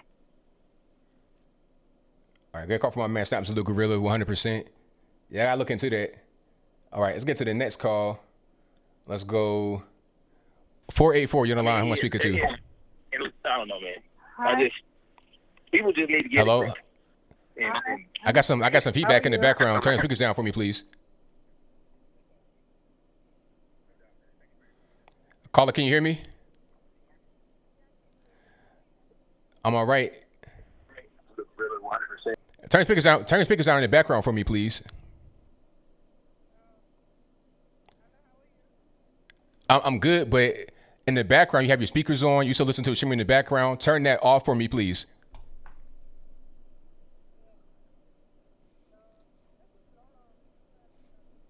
Used to call in later. Caller, can you hear me? Yeah, I can hear you. Can you hear me? No, okay. Caller, I have to go. Sorry. All right. I'm sorry I had to hang up on the caller, but if the caller can hear me, all right. When you call into the show, you cannot have anything going on the. You got to turn the stream off. Just talk to me on the phone. Do not have the stream on in the background because it causes feedback. I can hear it, so then they can hear it, so it messes the show up. So I'm sorry, but if you want to call back, that's fine. But I got to keep on moving. Okay, let's get to the next call. 609 on the line. Who am I speaking to? ABL, what's happening? It's your boy Ron, man. How you doing? Everything's good, man. Can't complain. Hey, listen, I got a question for you, man. Earlier, you had made a video about about responding to Cuomo, basically, right? Yeah. Here's my take on that, right? I mean, I think you have some good points in there, but at the same time, I would say if the federal government doesn't want to help New York, then stop taking New York's money federally, right? To your point, other places take in more money so that they can, have more federal jobs there. But those jobs wouldn't be there if they didn't take in other money from other places like New York. So if they don't want to help New York when New York needs the help, fine, but stop taking the money. We'll pay for it ourselves. What say you? Well, I mean, now the question is, what do they need the help for? I think everybody says that if you need help with the virus, then there's no problem. We give you whatever you need. But you got them states trying to get money for other things that are unrelated to the virus. They're trying to get money to shore up their budget pitfalls. I mean, that's not how it's supposed to actually operate. That's not really what it is. So that's not, and then somebody could say, well, if not for the money that New York gives, then you wouldn't have the government contracts and stuff like that in Kentucky and whatnot. But they're not the only ones that pay income tax. Every state pays federal income tax. Every person pays federal income tax. I pay federal income. I'm trying to, they're trying to tell me I got to pay a bunch of money right now for federal income tax. So it ain't just one state that pays it. You see what I'm saying? So if you need help for a particular thing like the virus, then that makes sense. Other things that everybody else gets, it makes sense. But you can't just say, oh, well, I had my money poorly, then now I need money for other things like pensions during this whole virus thing, things that have been underfunded for a very long time. That shouldn't be how that works. And you got to have things done by the government in general. You got to have defense. Okay, you're talking about Virginia, where a lot of that government money goes, building aircraft carriers and things like that to defend the entire nation, including New York. So that's pretty much where I'm at with it. I mean, you got a point there, but at the same time, you say every person pays federal taxes, which is true, but at the same time, if your state is taking in more than you're paying in, just the math is pretty simple. You can't cover your own expenses, pretty much. You need help from other states like New York, wherever. But wherever the money is coming from. But is it taking in more? Because, okay, Virginia takes in the most out of everybody in the entire nation. But are they getting the money just for nothing, just like handouts? Or is it actual things that the government has to have, like government contracts, shipbuilding, the military? I mean, is it fair to say that because Virginia has a lot of military, a lot of Navy, a lot of Army, Air Force, Marines, et cetera, that they are taking in more than what they give back? It doesn't make any sense because the jobs that are there are jobs that the government must have. It's a requirement. It's not like a benefit. It ain't like welfare. These are actual jobs that the government must have. But you'll have New York police officers saying the same thing, because if they don't get funded, then they're going to say the exact same thing. Hey, these are jobs that must be had. That's state government. The NYPD is New York City, not in anywhere else in the nation. The military defends the entire nation, not just one particular place over the other. They defend the entire nation and our territories and everything else. Right. But without the money that they get from New York, then if the NYPD can't protect New York and New York isn't producing as much as they would, then you wouldn't have that.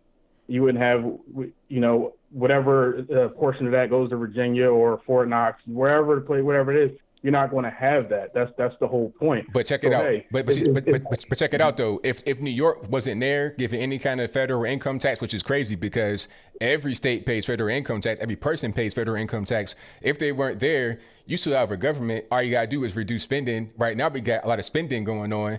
If you reduce spending, you'd be just fine.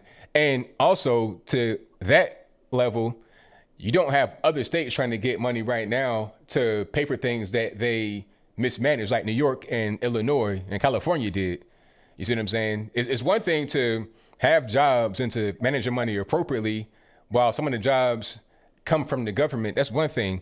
It's a different thing to not manage your money properly, then be like, oh, please give me some money from the federal government to help pay my bills. That's not how it's supposed to be. Everybody got to pay federal income tax. And if not for every person and everybody, every state, then it wouldn't be there. The state don't pay federal income tax. The people do.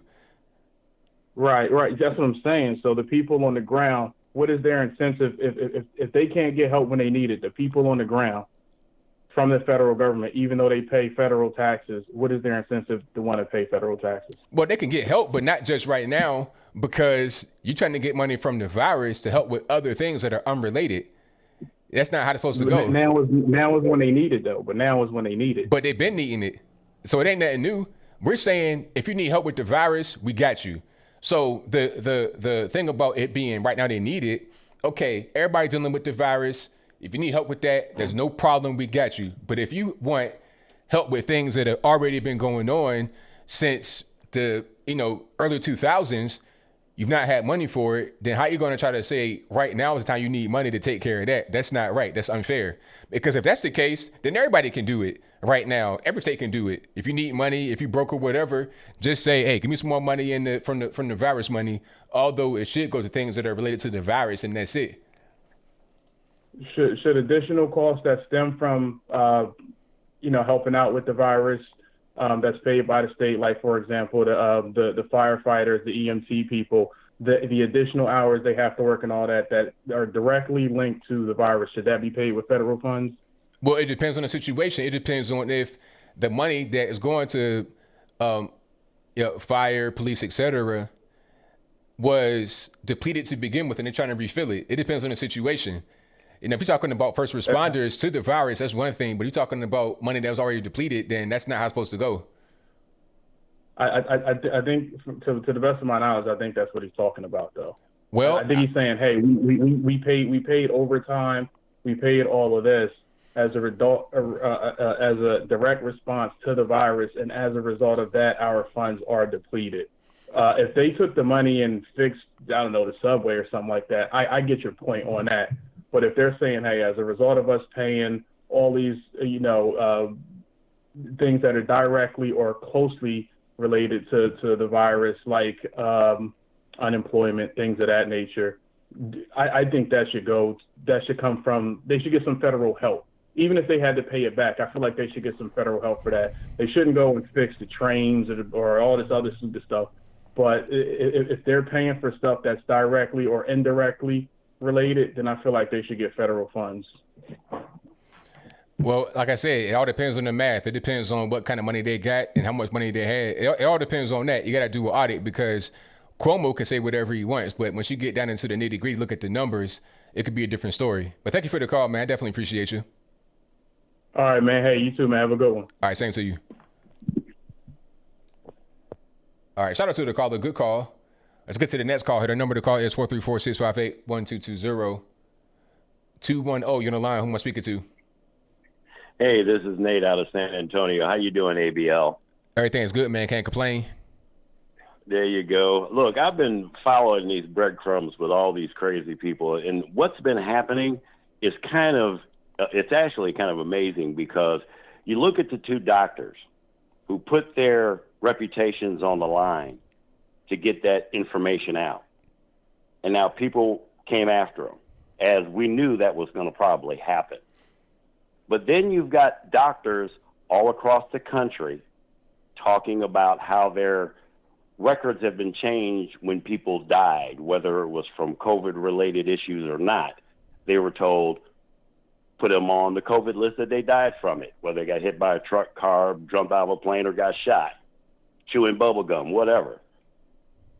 All what I'm saying is, when you look at what's going down now, all the information is now out there, and millions of people watched that video from those two doctors.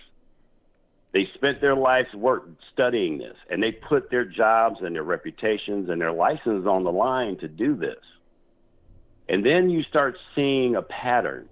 Look at what happened to Diamond and Silk, being kicked pretty much to the curb from Fox News. Look at Trish Reagan. She brought out the same information. She got kicked to the curb from Fox News. Now you have Laura Ingraham and Tucker Carlson, who both had that video on.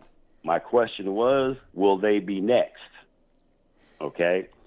But here's the rub for them. They've overplayed their hand. Too many people know that the coronavirus is pretty much, one, a hoax to scare the heck out of people. Two, everybody's figuring out that their prospective governors in certain areas, whether they're Democrat or Republican, want total control over the people. And what they did was wake a sleeping giant. That's the people. The hope with all of this is they're going to be exposed because they've overplayed their hand. It's just like Saul Alinsky's book, Rules for Radicals. You keep pushing the envelope, but even warns them, don't push the envelope too far or you'll cause a revolt. Right. And that's exactly what's happened.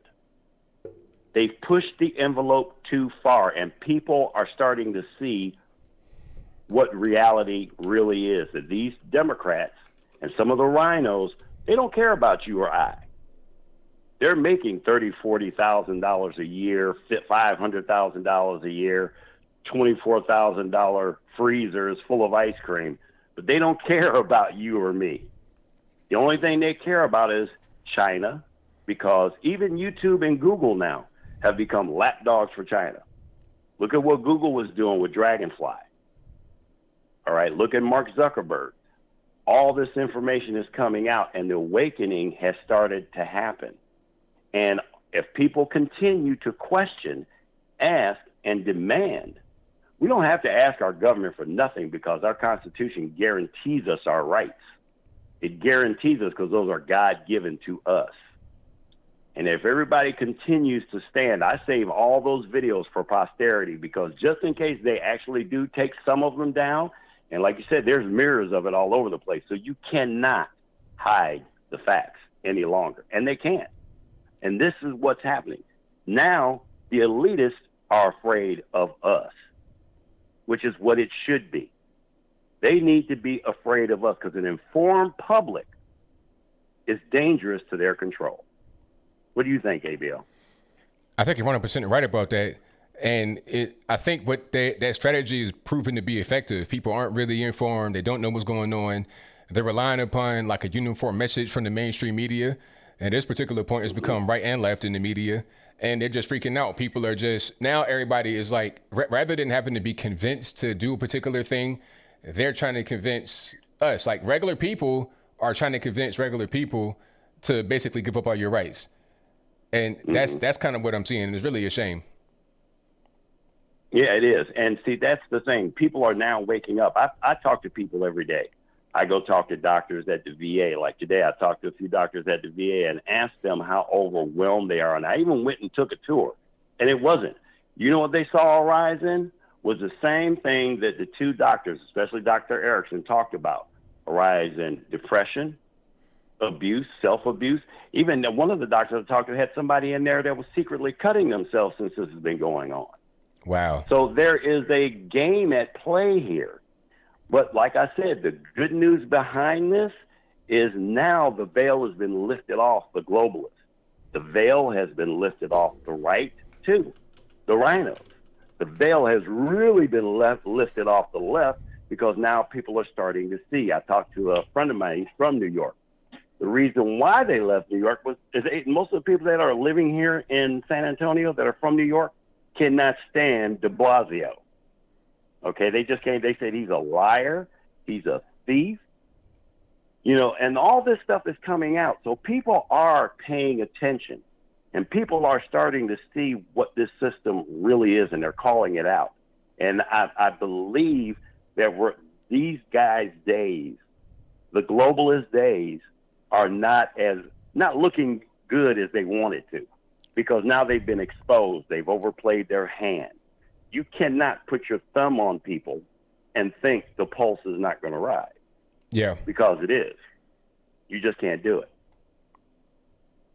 So I just wanted to get that in there, ABL, and please get on that guy, Ivan. He really needs to wake up, or either he's on crack, or he doesn't have a job, or he's a Pablo Escobar or somebody because he's not worried about any money.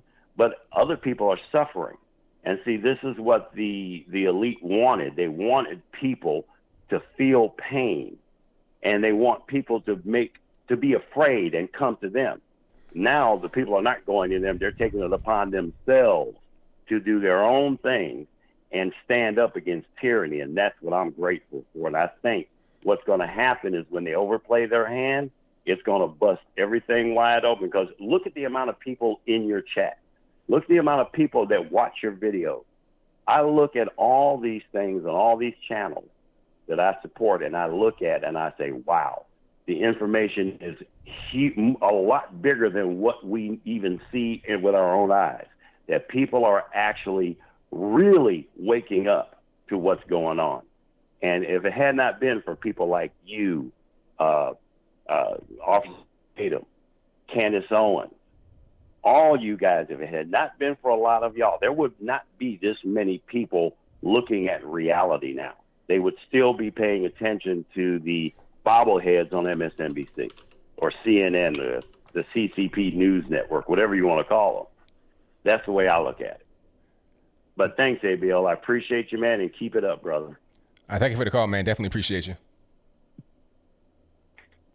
All right. Shout out to the caller. Most certainly appreciate him. And the number to call is 434-658-1220. Let me get to the next call. And let's go to 952. You on the line. Who am I speaking to? Hey, ABL. This is your man, Eddie B. All righty, man. What's going on? Hey, not too much on my end. I just wanted to call and say that I love the show. I love a lot of the callers, and I appreciate what you're doing. So I try to support. Thank you, man. I appreciate it. Yes, sir. I just wanted to say that, I was watching the news today and I saw that Stacey Abrams has changed the Democrat talking point from, and you and all the listeners will probably recognize this, all women are to be believed. Remember that? Remember Mazie Hirono, all women are to be believed about a year ago? Yeah, I remember that. Yeah. Yeah, now it's all women are to be listened to and heard. Do you know what I mean? Yeah. And then she tried to say basically that the New York Times had an article that was out on it, but the New York Times went back and they updated their article because the information that they were presenting was incorrect. I think I did hear about that. Yep. Mm-hmm. So, I mean, that's pretty much all I wanted. I just wanted to say great show. I appreciate what you're doing, and we'll definitely be following you. Well, thank you for the call. Definitely appreciate you. All right. Thanks, sir. Have a good one. All right. Shout out to the caller. Yeah, it was this whole talking point about, I think, what did it say, the New York Times or somebody had concluded that Joe Biden didn't do anything. Matter of fact, let me see if I can pull that up right quick. And they're running with that for a while. Matter of fact, can I find that? Hold on. Let me get. Okay, yeah, New York Times. Matter of fact, this is it right here. Hopefully it don't play. There we go. Now, this is what Stacey Abrams is going around saying. It's the same thing as what Joe Biden has been saying. Because they're asking her about, the Tara Reade allegation against Joe Biden that he sexually assaulted her back in 1993. And Stacey Abrams, Big Mama, is saying, well, look, I believe Joe, and New York Times found the accusation not credible. But then New York Times came in and said, no, we didn't say that. We said that we don't know one way or the other. So that was the official defense line from the camp. But that's been disproven. So what's really going on? You tell me. Let's get back to the calls. The number to call is 434-658-1220. All right, Jordan, what's happening? Nothing much, ABL. Yourself? Everything's good, man. Can't complain. That's good. Hey, I want to get off of the coronavirus topic for a second, and I want to ask you something. I don't know if it's going to make you mad or anything. Have you heard of The Last of Us 2 leaks? Now, listen. I've heard that it leaked, but I've not looked at the leaks because I don't care if it's SJW. I'm playing it. I'm buying it day one. I don't care because regardless of what, it's going to be good, just like the first one. So it don't even really matter if it's anything kind of weird. And I don't want to be spoiled because I want to experience the game and enjoy it. Now, have you looked at the leaks? I did decide to look at the leaks. Okay, now don't please no spoilers, please. I'm not. No, I have no intention of doing that. But I think to keep a note that the things around this game are very suspicious. Like you have all these people. Like when this stuff, it's apparently from an employee who was mad at the environment that he was working in because people were being overworked. Some people have to go to the hospital. Yeah, they call it crunch. Yeah, there was another guy who had to get paid to who, if he wanted to leave, you had to sign an NDA claiming that you could not tell anything about the Naughty Dog's practices because if you did, they could hold your last paycheck. And wow. But I think the biggest thing is that because there are a lot of Christians, there are a lot of like people there who questioned the process of this game's making, and they were pretty much lampooned by the by the higher ups at Naughty Dog. Oh. And so, in retaliation, this particular developer decided to leak information, and there's all sorts of things and stuff at it, like videos and pictures and stuff, so it's from the studio. And I was curious because people were all talking about it, and I didn't care much because I kind of was gonna get it too because I liked the first one, and but I mean, God, the stuff in there, I mean. Yeah, don't spoil yourself yet, because it might turn you off. If you looked at that, it turned off Lucas. It kind of turned off Tyrone Magnus. So it's up to you, man. But I don't know. If this is true, it may not. I don't know. I don't know what you're going to think, but a lot of people are being turned off by it. Yeah, I mean, I don't really care. Like, I think a lot of game guys, they get really into the story. And, like, if it's something that's kind of like, I don't know. I feel like people get a little bit too sensitive about stuff like this because really, I'm more interested in the gameplay. The story is kind of ancillary, in my humble opinion. So it could be a decent story, but if the gameplay is on point and it's kind of engaging, I'll rock with it. If it has like some weird things in it, I kind of like tend to ignore it. But if it's something that's like really egregious, it might kind of affect me. But for the most part, I don't really care that much. Yeah, I mean, it depends, really. It really depends. It depends on the situation. Like, yeah. if the gameplay is rocking, I'm with it. If it's not, then I'm not. It could be a fantastic story with terrible gameplay. I'm done. But if the gameplay is rocking and the story is just, nah. We'll see. We'll see. Yeah. I'm not sure. I'm not so sure about that, ABL. I have a feeling that you might quit after. I don't know. It depends. We gonna see. Like, we gonna see. I'm getting it regardless, and I'm gonna find a way to enjoy it. All right. What was else I was gonna talk? Dr. Tedros of the WHO yesterday he published a piece. He basically said the world should have listened to the WHO carefully. We advise the whole world to implement a comprehensive public health approach, find, test, and contact tracing, and so on. The countries who followed that are in a better position than others. And I have to mention that this is an absolute lie. This is an absolute joke, because it seemed like the countries that are doing the best are the countries that didn't listen to the WHO. Yeah, exactly, 100%. Because WHO was saying all kind of things that were wrong.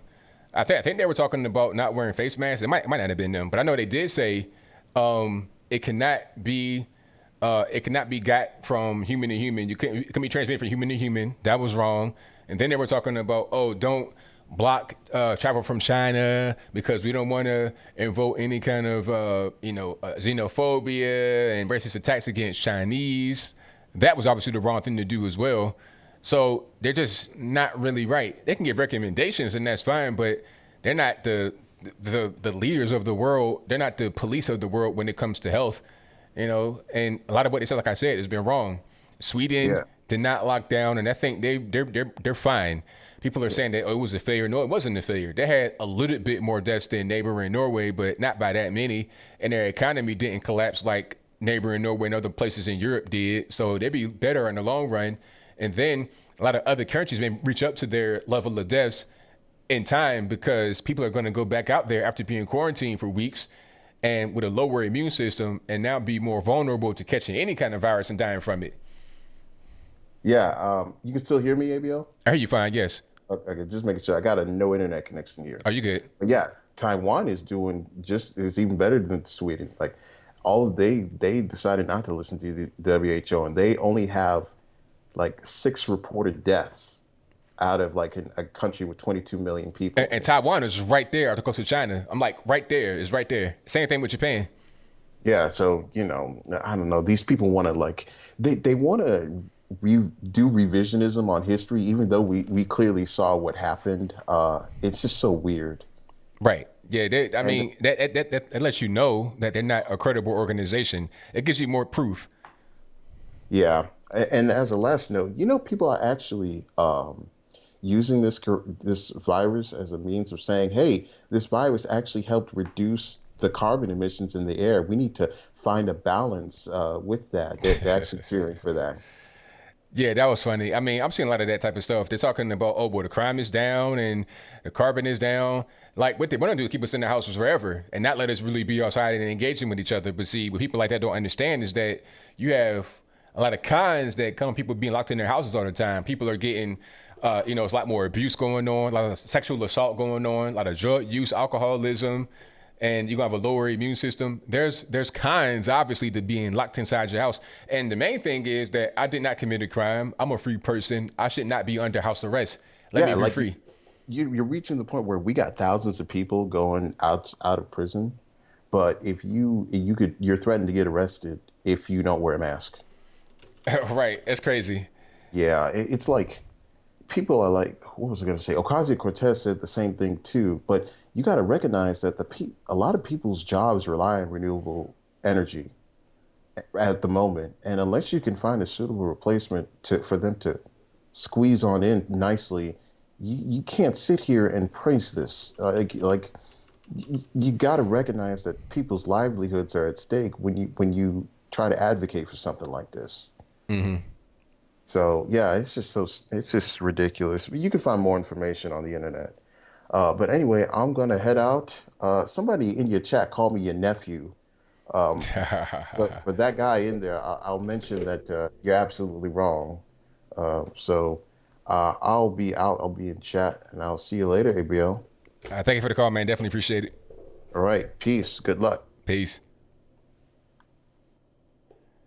All right. Shout out to my man Jordan for the call. Most certainly appreciate him. The number to call is 434-658-1220. Don't be afraid to call. All right. Let's go. 618. You're on the line. Who am I speaking to? Hey, man. This is PJ Boyd from Carlisle, Illinois. All righty, man. What's going on? Hey, man. It's great to. Is this the man? Is this ABL? Yes, it is. Hey, man. Hey. I want to talk to you about what's going on over here in Illinois. Like, for us over here, dealing with Governor Pritzker and all this stuff, man. Us down here, down south, we're a whole different baby, if you know what I mean. From the liberal areas of northern Illinois, and so for us down here, we're all blue collar, man. Most of us are blue collar, doing our thing, trying to make the world right. And we got this guy holding us hostage, man. And I just want the world to know that it's not okay, and we're hurting down here. And I myself, I'm a gym owner, I'm a fireman, and I used to be a Democrat, so so I had to get out of that life. You know what I mean? So speaking on that, one of my first, I don't know, have you ever heard guy named his page is Zoe Nation, and with Zoe Nation, what he was talking about, he was one of the things that changed me from being a Democrat to becoming a conservative was his line talking about here's a block of cheese and a check. And when I heard that, I've always heard that silly line. I always heard that little silly phrase, and I was like, goodness gracious, that's so funny to me. But then from there, that was the snowball of figuring out what the Democratic Party was all about and what they blinded us to, man. I mean, it was silly. I mean, I've lost family members, man. I've lost friends, and, it's ridiculous. And, again, what's really crazy, and I feel like you know it too, is how they're pitting us against each other. Now there was already a pit against each other, you know, with President Trump being elected and all this other stuff. But now it's like a new wave coming in, you know, and a lot of my friends and a lot of my clients, they're nurses, and they're pitting us against each other. You know what I mean? And they're, you know, the nurses are saying, stay at home, protect yourself. And I was like, that's fine, man. That's right on. But now they keep pushing the date back, and our pockets are hurting. You know, we got families and all this other stuff, man. And we got Governor Pritzker over here, brother. Oh my God, this guy. I mean, he done sent his wife out of the state. We're on lockdown. We can't go anywhere. We can't go over to our neighbors over there in Missouri. Zoe is awesome. We can't go over there to our neighbors in Missouri because we're afraid to go across the border. Can we come back in? Are you afraid that we're going to affect people over there in Missouri? Because Missouri, on the 4th, they're opening up their gates again, you know? They're getting back to work. And I'm, like, so happy for them. But, man, Illinois is killing me, my dude. What do you think, man? What do you think? Yeah, it's really a bad situation, but you got these Democrat governors, and I'm not even really sure what the purpose is because it appears to be political because what else is it? I mean, it's not like the virus is like ravaging the nation. It's only really bad in New York. And that's probably because of the way they're treating it. But all over the nation, it's not even really that bad. You probably get more flu deaths in parts of the country than you have this virus deaths, but they want to stay shut down because of that. And maybe they're not really looking at what's happening to their state. Maybe they don't want to just actually, you know, take a spin, drive around to some of these closed businesses and talk to people that are on the ground suffering as a result of not being able to go to work, not being able to live their normal lives and things like that. They don't really care. It's like, it could be a political thing, and it's really a shame that you want to just destroy your whole state and people's lives over a political beef or because you're scared. It's like, okay, if the governor is scared, that's terrible because you're a leader, but that's fine. You can be scared, but don't put your fear onto your citizens and make them suffer. It's a shame. Yeah. Well, what drives me crazy too, my man, is, you know, up in Chicago, you know, I got my brothers and sisters up there. They partying, they hanging out, you know, they're doing their thing, and they have a problem with the corona up there because they cannot control that area. The law or whatever. I got friends on the police force up there, and they tell me firsthand how it's chaos. It's always chaos, and they're afraid to do what they got to do because they're going to get their hands slapped. You know, because those are potential votes, I guess. I don't know, but I'm telling you, you know, there's a big section of Illinois that is red, and we're ready to roll. And we're done with this, man. We're getting done like dirt. We really are getting done like dirt down here. I hear you, man. 100%. Yeah. Hey, ABL. Hey, I just want to tell you, man, you're one of the people who has definitely enlightened me, my friend. And I freaking love it. I'm sitting here in my living room right now. I'm a woodworker. I'm a personal trainer. Like I said, I'm a firefighter, and I'm doing all these things just to make it by. And I love occupying my time. It's not wasting my time. It's occupying my time learning things like other brothers like you and Candace, and it's just so much good knowledge, man. And I just want you to know that I really wholeheartedly appreciate you, man, and keep doing what you're doing. You're doing amazing. I appreciate you being one of my teachers. Thank you for that, man. It means a lot to me, man. I really, really do appreciate that. You got it, man. Hey, you take care and stay frosty out there. All right, now take care. You got it. Bye. All right, shout out to the caller. Great call. But yeah, that's crazy. But see, here's the thing about that in Illinois. If they can't control Chicago, then what's the point of doing a lockdown for the whole rest of the state? Like, they're obviously not obeying the laws up there, so what's the point of doing a lockdown? It's just like gun control. It's the same thing. Why have such strict gun control but anybody following the rules anyway? What's the purpose? All you're doing is making law-abiding citizens suffer. For what? Why? It makes no sense. If people are in a place where the virus is happening and they're not really caring about doing anything to protect themselves, then that's on them. If the law's up there or any kind of rule regulation is up there and they're not doing anything to protect themselves, then what's the point in having the law or the regulation or the rule? You're not enforcing it. Ain't nobody following it. So what's the point? The only ones that follow it are those that are wanting to be law-abiding. That's it. All you're doing is just tanking the economy. It doesn't make any sense to me. But let me get to the next call. 239, you're on the line. Who am I speaking to? Hey, BL, how you doing? Everything's good, man. Can't complain. Same here, man. Oh my God. Oh man. I don't want to talk about the coronavirus, but man, Tara Reid. Oh yeah, Tara Reid. Problem is she becoming a problem for Joe Biden, man? I had two questions to ask you, and I want to make them real quick because I know you have a lot of callers, and I always try to make it quick for you. How have you been? First of all, how's this whole thing, affecting you so far? Are you still doing good? I'm fine, because the way I can still work and do what I got to do. You guys help me out a lot, so I thank you and everybody else that watches. So I'm fine, and my family, they're good. My parents, they're straight, so everything's okay. But I'm just kind of I feel for those that aren't in my position, that have to be out there working, that can't work because of what's going on. So I just feel for everybody that is in a bad situation right now. But personally, I'm fine. Yeah, I'm trying to survive. So, I can't wait to get back to work, and I'm doing as best as I can. But my two questions, I'm glad to hear that you're doing good. But my two questions are basically this. The whole Tara Reid thing, I was watching Tim Pool, and I heard one of his theories say that he thinks that the left is doing this, because they needed somebody to beat Bernie Sanders, and all they had was Joe Biden. And then they said to themselves, and then what we'll do after we get Joe Biden to, be the presumptive nomination is we'll bring this out to kind of flush Joe Biden away so we can bring in the person that we want. And he was thinking maybe it's Hillary.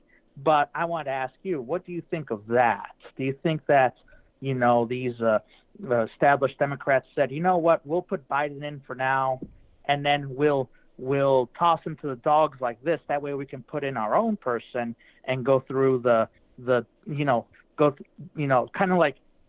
go through the process, pretend to go through the process, but at the end not have to go through the process. And then we take the high ground because everyone's going to tell us, oh, well, hey, you guys need to stick to your own standards when you did that with Brett Kavanaugh, and be like, you know what, you guys are right. We are going to stick to our own standards. We're going to pick someone else besides Joe Biden. That's a good way to look at it. I mean, that definitely could happen.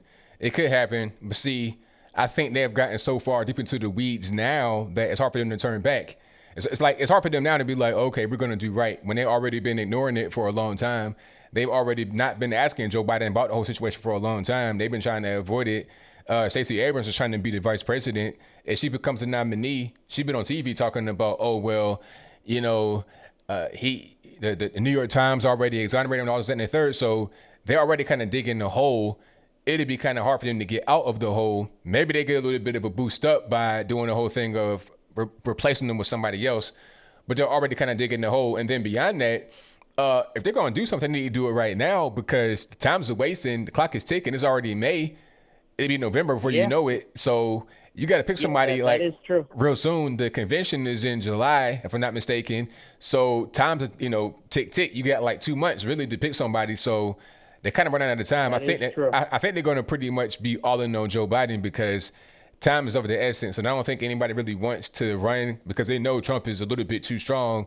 Even though the media will tell you something different, I don't think it's really that way. I think Trump is very strong, stronger than anybody else on the Democratic side could be at this particular point. I don't know. Like I said, and you told me to ignore it, but I keep looking at the polls, and the polls keep saying he's dropping badly. Like, it said the same thing. Dropped it said the same thing last time. Points. It said the same thing last time. Remember, the polls are saying 98% Hillary's going to win. It was the same thing. The numbers at this point, they come from the media, mean nothing. Polls mean nothing. Look at what's going on with the virus. They say, oh, it's 1 million cases in the U.S., the third of all cases in the world. Really, do you believe that? So China just has like 5 cases, and that's it. In a city of like 20 million people in Wuhan, or region 50 million. Like, the region that the virus broke out in is as populous as California, or more than that. California plus Virginia and like Delaware, Rhode Island combined. But I'm going to be told that they have only like 80,000 cases. Come on. none of the numbers that you hear from the media are necessarily true.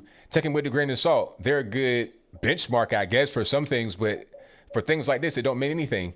You'll see when November comes around and then Trump gets a crazy amount of the vote, like Walter Mondale, 1984 levels of destruction. Yeah, You'll see.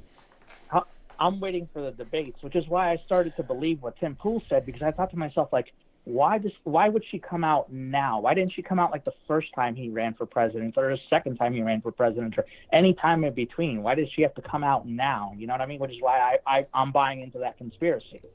And that's a good point. I mean, that's a really good point. But I think now he's like the actual nominee, the guy that's in the front. So that could be it. I mean, the thing is, it's not even that a matter of do we believe her or not. That's not even the point. I don't know what she did. I don't really, if there's any evidence, say go to court, figure it out there. I'm not here to be the judge of guilt or innocence because I'm not a juror. I don't see no evidence. My thing is, how was the media going to handle this? Because with Brett Kavanaugh, you had Christine Blasey Ford talking about, he raped me at a party, all this, that, and the third when he was like 15 years old, however old he was, talking about, and then the media for months, he's a drunk, he's a rapist, he's a racist, all this and that. Yeah. From one or a couple of allegations from people that were not really credible. But in this case, there's media silence, at least towards Joe Biden. They've not asked Joe about it at all. But you had to have Brett Kavanaugh, while he's trying to be confirmed to be the next Supreme Court justice, in court, answer questions about Christine Blasey Ford. This man got his wife and his kids in here. He's on their stage crying, yelling, and everything else. But Joe Biden, not one question. So it's a matter of how he's being treated. That's why it makes so much sense to me that the left has said, you know what? Let them keep like pushing us to do something about it. That way we can be like, okay, I guess we do have to do something about it. We'll appoint our own person. In comes Hillary. You know what I mean? Like, that's why I'm thinking about it. I'm like, wow, that is so genius, because they know that the right will want to push them into doing something about Joe Biden. So they're like, hey, let's release this. Let's have them push us into it, and then be like, oh, well, I guess you guys pushed us into it. We have to get rid of Joe Biden. It could be the case. It could be the case. But, she lost last time. So second time's a charm. I don't know. Who knows? Yeah. And then my second question is a real quick question. Kim Jong-un. I don't know if he's dead or if he's alive, but I was watching this one YouTuber, and I don't know the name, so I'm just going to say what he said.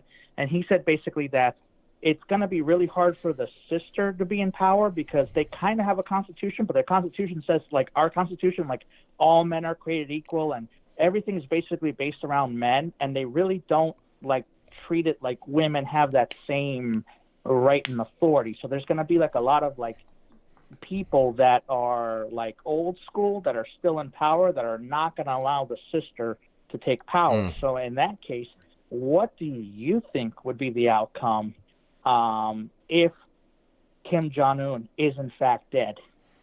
Well, I've read that it could be the uncle. Like not I ain't talking about the dead uncle that he killed. I'm saying that it could be a different uncle that could come into power instead of the sister. But who knows? I mean, whoever is going to be in power, it doesn't really matter because you can't. One uncle, the one uncle that got killed, he has a son who I think lives in the U.S. or is hiding somewhere in the U.S. You know what I mean? Wow. And maybe the U.S. can like, I don't know, help him get in power.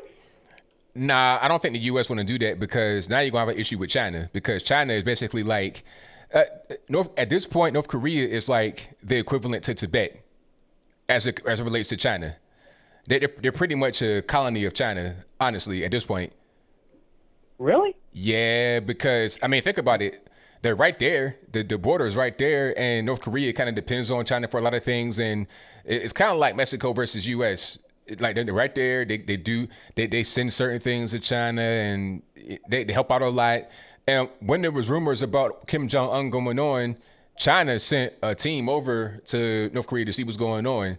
The U.S. can't do that. Although we have troops right there in South Korea. We can't do that. Japan can't do that, but China can. They're like a Chinese colony at this point. In the future, you probably see them just come out and say that they're part of China. I predict that happening. No. Yeah. No, I've seen documentaries how they're all so proud of being Korean and Korean pride and patriotism. The one guy, Otto Warburg or whatever, he got arrested for taking a sign that said be as patriotic as Kim Jong-un and love your country as much as you love your leader. You know what I mean? Like, they are very patriotic. I don't think they would ever say, hey, we're Chinese now. I mean, things changed because look at what happened. Like, I mean, before the war, it was one country. Now look, it ain't been that long since the war, really. So things can change. Yeah, wow. I didn't know they were owned by China like that. I didn't know they were like kind of like Puerto Rico is to us, I guess. Yeah. Oh, yeah. You know? Yeah. Like, wow, you really opened my eyes on that one. I'm going to have to look that up. Thank you so much. Thank you. Oh, no problem. Thank you, man. Have a great one. Thank you for the call, man.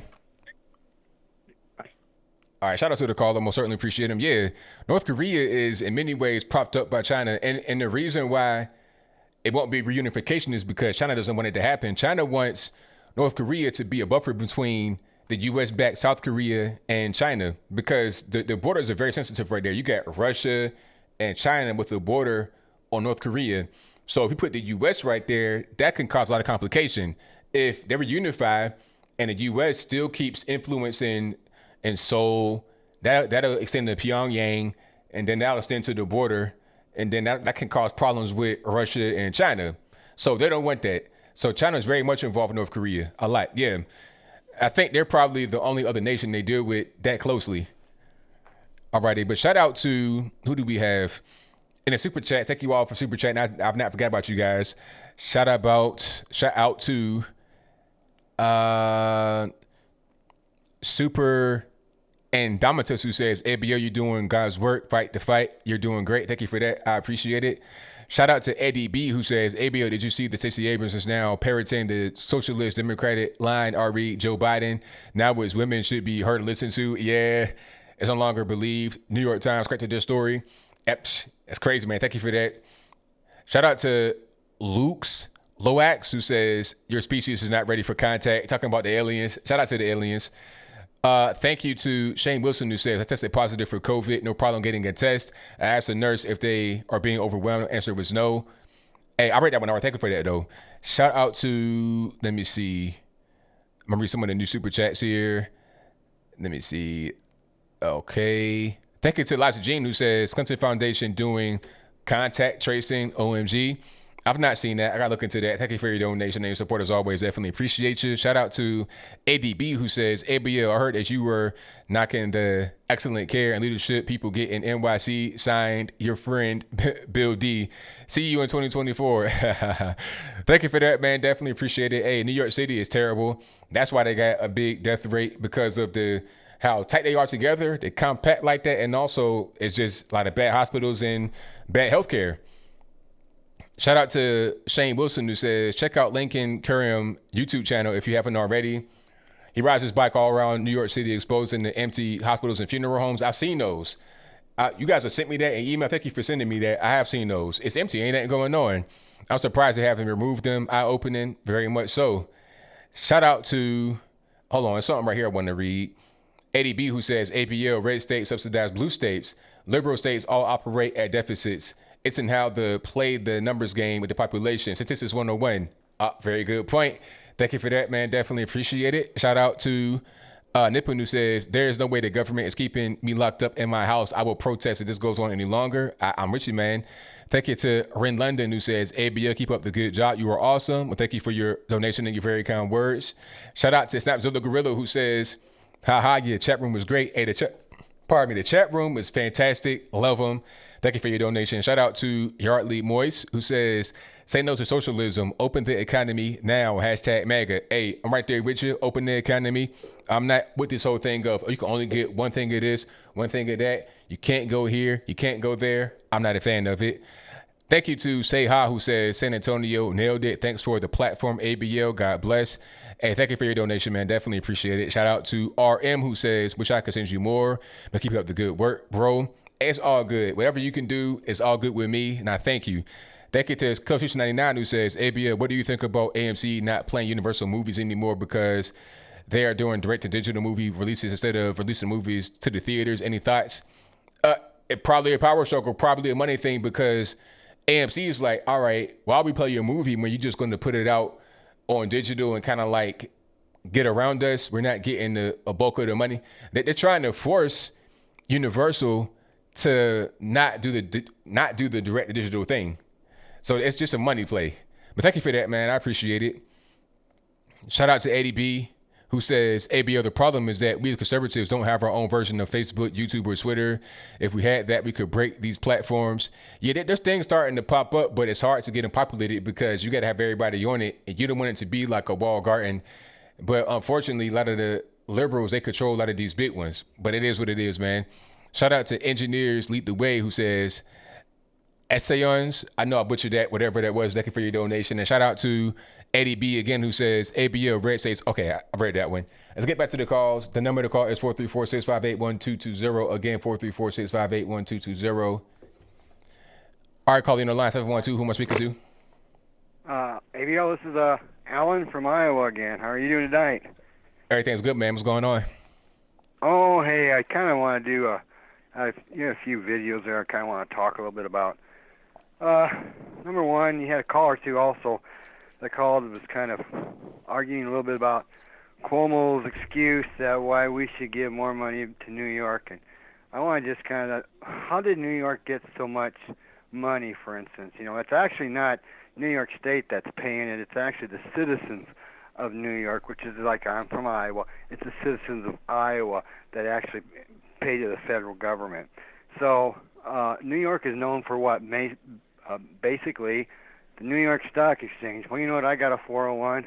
I got an IRA. There's probably a lot of Americans, a lot of people in this country, even outside this country, that does a lot of business basically with the stock market, which is, let me see, they also, in the stock market, you have brokers, which brokers get paid from probably selling and buying trades. So, you know, how do you figure that they're the only ones that only paid, what was that amount he said, $12 billion or whatever? I want to know, okay, what else do you guys make in New York? I'm going to start out with that one. Okay, and then Blasio, not Blasio, but Cuomo again. Now, Mr. Cuomo, savior of the Democratic Party, thank you for sending those COVID patients back to the nursing homes where the nursing homes caught it. Has anybody even said anything about that in the news about him? Besides, I picked it up on a couple stations, maybe Fox a little bit. Have you heard anything about that? I've seen it maybe on Fox, but nowhere else. That's not really a story that's being covered at all in the mainstream media. Exactly. So you know, Mr. Savior, our king, basically, or wants to be king. I'll tell you what. Look in your own backyard before we start telling the rest of the country that we need to bail you out. Here in Iowa, we have what we call a rainy day fund. And I know our governor has talked about tapping into that. Why didn't you do that, New York? Why didn't you do that, Illinois? Why did you not do that, California? Why should the rest of the country have to pay for your mistake? As far as I'm concerned, I don't believe there should be no bailout to any state. Zero. IP. Because what are you going to have to do? You're going to have another $1 trillion, $2 trillion, $3 trillion. Pretty soon the federal government's going to be broke, and then we're all going to be SOL. So then you get talk to the favorite man of the hour here, Mr. de Blasio, whatever his name is. Number one, you go and you tell the police to break up parties and break up all kinds of things, and yet you go and arrest black people, Americans, black people, and yet you won't do anything to the black hats or the Jewish people, which I give them 100% credit.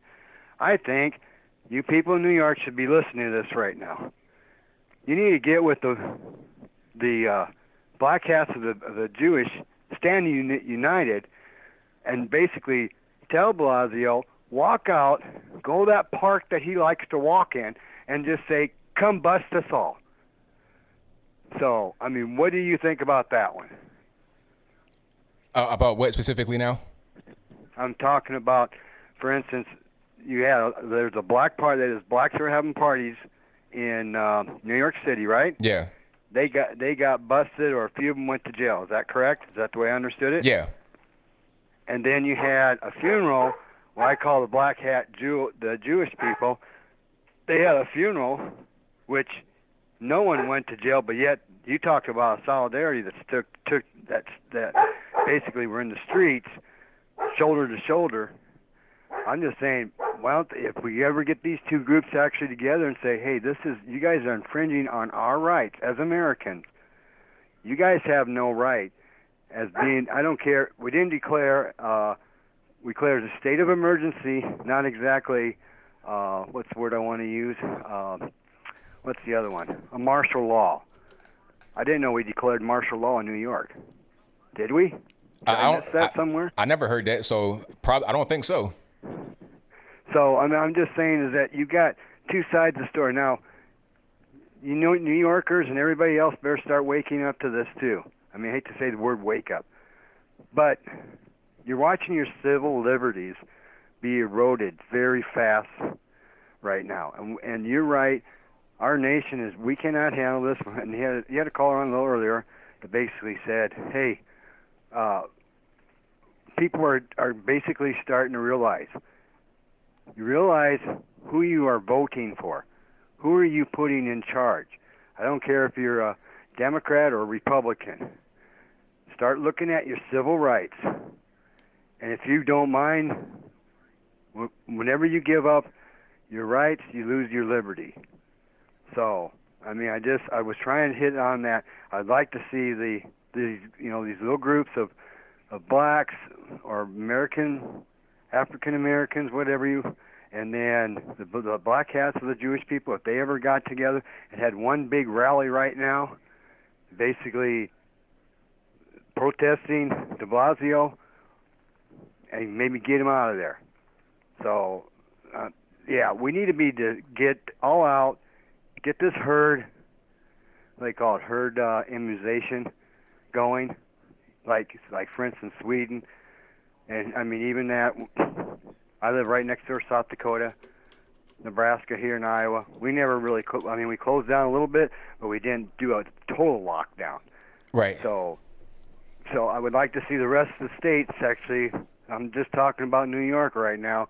You guys are these two people that's running that state and running that city. These are dictators, in my point of view. So that's all I've got to say. Unless you got something that you want to add on that. I pretty much do, man. Thank you for the call. Definitely appreciate it. Thank you, ABL. You have a good evening, sir. All right, now same to you. All right, shout out to the caller. Let me get to the next call here. 240, you're on the line. Who am I speaking to? Hey, it's ABL. It's JB. What's up, brother? What's popping? I ain't seen you in a while, brother. How you been? Everything's good, man. Can't complain. Yeah, man. So, man, things getting serious, man. My own sister said she hopes I get corona because I don't believe it. I was like, sis, I'm your brother. She said, I don't care. I said what I said. I said, but you know I'm your brother, though, right? You do realize that we're family. She said, I don't care. I just feel like this. I was like, sis, you don't realize the numbers are being inflated. The longer we stay in the house in quarantine, we're going to hurt ourselves. We're hurting the economy. We're hurting ourselves. Who loses? Who loses more? We do. Not these rich people. We do. Am I lying, ABL? Not at all. I mean, and people that's rich, they don't really care because they got whatever they can do. They can get treatment. They'll be all right. But just regular people, we're going to be the ones that suffer at the end of the day. Exactly. But people don't get it though. And I think that's the thing that upsets me the most is that people will hate you just saying, I'm going outside. You're going to bring that back, and we should sue you for going outside for the coronavirus. I said, look, this virus is what it is. China flu is China flu. You can't call it as being your white supremacist. I can't be white supremacist. Black. And that's how you shut them down. I'm black. China flu, China flu. You better stop saying that. China flu, China flu. You get what I'm saying, ABL? Hey, you ain't going to bully me. I stand with my ground for everybody. I'm a veteran. I ain't got time to worry about somebody's feelings about what I say. Forget them. Nah, I feel you. Know what I'm saying? And I'm in the DMV area, the most liberal, kooky, crazy place in history. These people are nutty. Listen to me. These people are talking crazy here. Hey, they are losing their mind here. Hey, these people losing their mind. Do you know they got DC police shutting down roads and force people to come in? Ain't no people do. They still go running. Rock Creek Park is packed. They're in parties right now. And they laid me off. So I went out and did GoPuff, and I was on GoPuff, and I'm seeing people having parties at their houses. These same legal coops who Oh. use You know what I'm saying? I'm like, GoPuff is just like a grocery store delivery. And I'm seeing more parties here now. And I'm like, these are the same people. And they're having parties with masks on. I'm like, what? The mask ain't going to do nothing. You guys are in such a tight confinement. Who cares? You get it. Am I right, ABL? Yeah, you're right. I mean, the mask, like, people just wearing that just for their own comfort, but it ain't really doing that much. I mean, people touching it, and they got their hands exposed, and there's all kind of stuff going on. That mask ain't going to do that much. Exactly. I like ABL. Man, brother, it's good to talk to you, man. I listen to the show all the time. Man, what's her name? Ivan? Ivan's the idiot. Ivan the idiot. That's what we'll start calling him. Ivan the idiot. Everybody see in the chat room, every time I see Ivan, we're going to start protecting Ivan the idiot. And my line, though, it fits him well. Because he has no logic in his points. It's like arguing with a brick wall. It's like arguing with somebody who doesn't see any facts or points. It's just emotion. And it's not cool when a dude's that emotional. Am I lying? Not at all. Well, but ABL, before I leave, in chat room, we can get through this. Government open back up, get back to normal. Because I think it's about to start a riot here. Because people are losing their mind now. Because literally, and everybody I talk to in DC, they're like they work from home, but they're going crazy in the house because they have no social interacting. Right. That's right. And that's not healthy for anybody. And I have a 14-year-old son. I say, go outside. I say, damn, what the corona? I say, go outside. Catch that corona, boy. Go. Get out. You know what I'm saying? But ABL, but the last of us. Are you getting it or are you not getting it? I'm getting it. I don't care. Like, people talking about, oh, it's SJW. Look, I'll find out for myself. But Last of Us, I'm looking forward to that for a long time. So I am too, because I love the first one. Right, exactly. It's like Division. There's people like Division in this world and like Call of Duty. I like Division better than Call of Duty. I refuse to have people jumping off walls on backflips in the middle of combat. I've never seen that happen a day in my life. I ain't never seen somebody do a backflip in combat. And I've been in combat. I ain't never no backflip. Either I was running for my life or on poop my pants. Either one's going to happen. You know what I'm saying, ABL? But, yeah. Are you still in Division? You find all the rogue agents yet? Nah, I ain't played that yet. Now I'm talking Division, the Division New York series. You found the rogue agent in New York yet? Nah, I've not even started playing it. ABL, you about to be fired the game. Bye, brother. You about to lose your player card in the game, really. All right, ABL, man, you have a blessed day, brother. Man, I was pleasure talking to you in the chat room. Ivan the idiot. Every time he comes on the radio, type in Ivan the idiot. I want to see that he's an idiot. All right, chat room. All right, you have a nice day. All right, peace. All right, peace. All right, shout out to my man JV for the call. I'm gonna get to the next call here. And you guys know the drill. The number to call is 434-658-1220. Let's go ahead and get to 539. You're on the line. Who am I speaking to? This is Lois from Oklahoma. All righty, what's going on? I just wanted to call and tell you I really appreciate your show. You're the only show I can never call in and get on. Well, I'm glad you're able to get on. I never can get into. Yeah. Anyway, I just want to tell you, I get really upset about all these people that keep saying them two doctors in California, they took their deal down, they got rid of Trish Reagan, now Diamond and Silk. Who's next? They better get Paul Ryan out of that board. Yeah. Paul Ryan being there, that's an issue for sure over at Fox News. Yeah, that's what he was a never Trumper, and he hated Trump. Oh yeah, big time. So I'm just saying, it's just me. I don't know Paul Ryan that well, but I think he's behind a lot of that. I mean, probably so, and also Rupert Murdoch's sons, they're involved with it. Yeah, and, it's an issue. Very liberal. And then Roger Ailes died. Liberal. Yeah, Roger Ailes died, so you don't have him leading the ship anymore. So the question is, who's really behind it now? I know it, and I can tell you it's Paul Ryan and the boys that's running it now. They're probably all more liberal than they are anything. And Paul Ryan was a rhino. Right. So anyway, That's all I want to say. I just want to tell you, you're the only show I ever get to call into and get to talk to. Well, thank you for your call. I just love your show. I love your show because of that, not just because of that, but I like watching your chat. Yeah, chat, they're great. I get a kick out of, They're excellent. I get a kick out of some of the people that's on there and the way they talk. This tickles me to death. So I'll holler at you later. All right, now take care. You too. Bye. All right, shout out to the caller. Most certainly appreciate it. Let's get to the next call here. All right, call you on the line. 1-2-937. Oh, hey, ABL. How are you? I'm well, can't complain. Hopefully you can hear me okay. I hear you fine.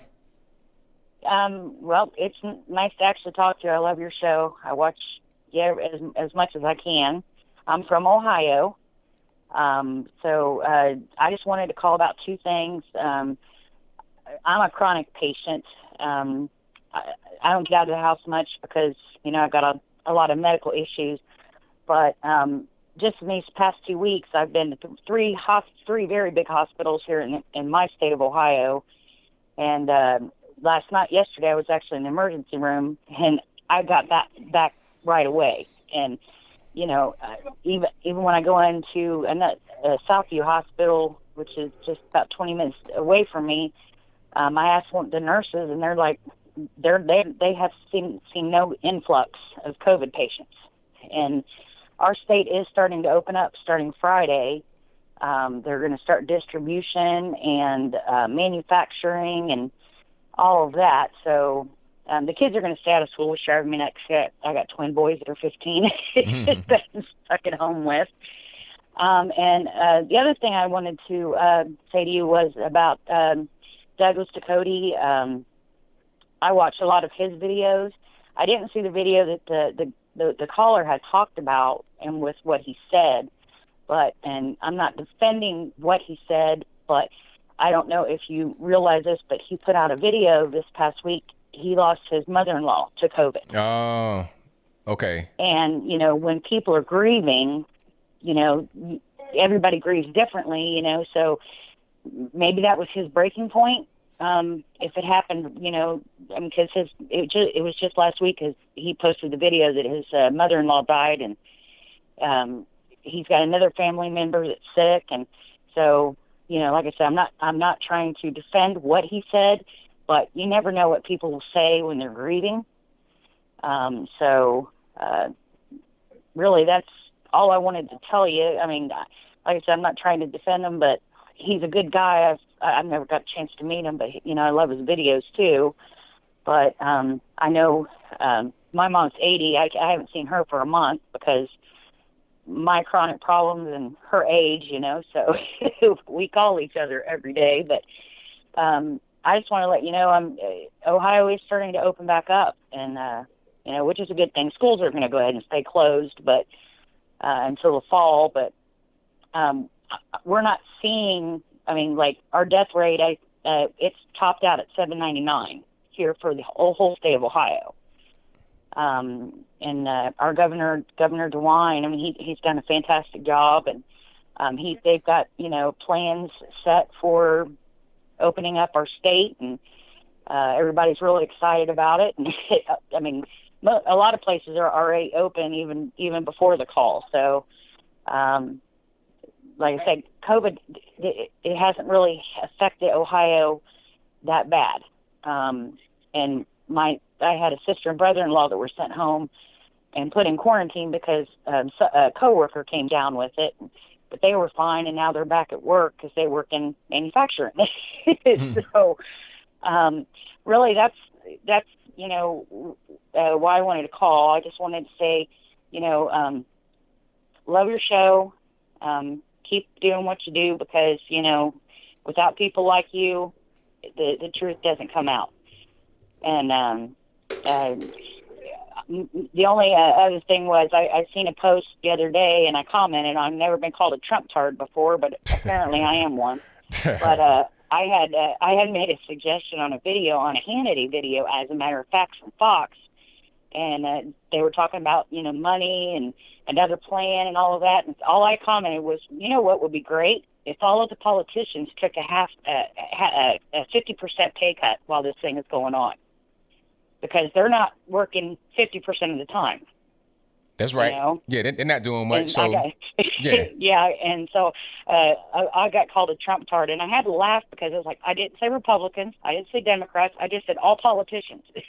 Right. So I was like, how do you know what I am? You know, I mean, they even threatened. They were like, you know, you need to go to Las Vegas because they're testing hydrochloroquine, and you know, you can shoot up detergent, you know, and never be seen again. And I'm thinking, you know, why is this society so different? I'm you know, close to 50, so you know, when I was growing up, I mean, we could have honest debates and not name call, and you know, everything was polite.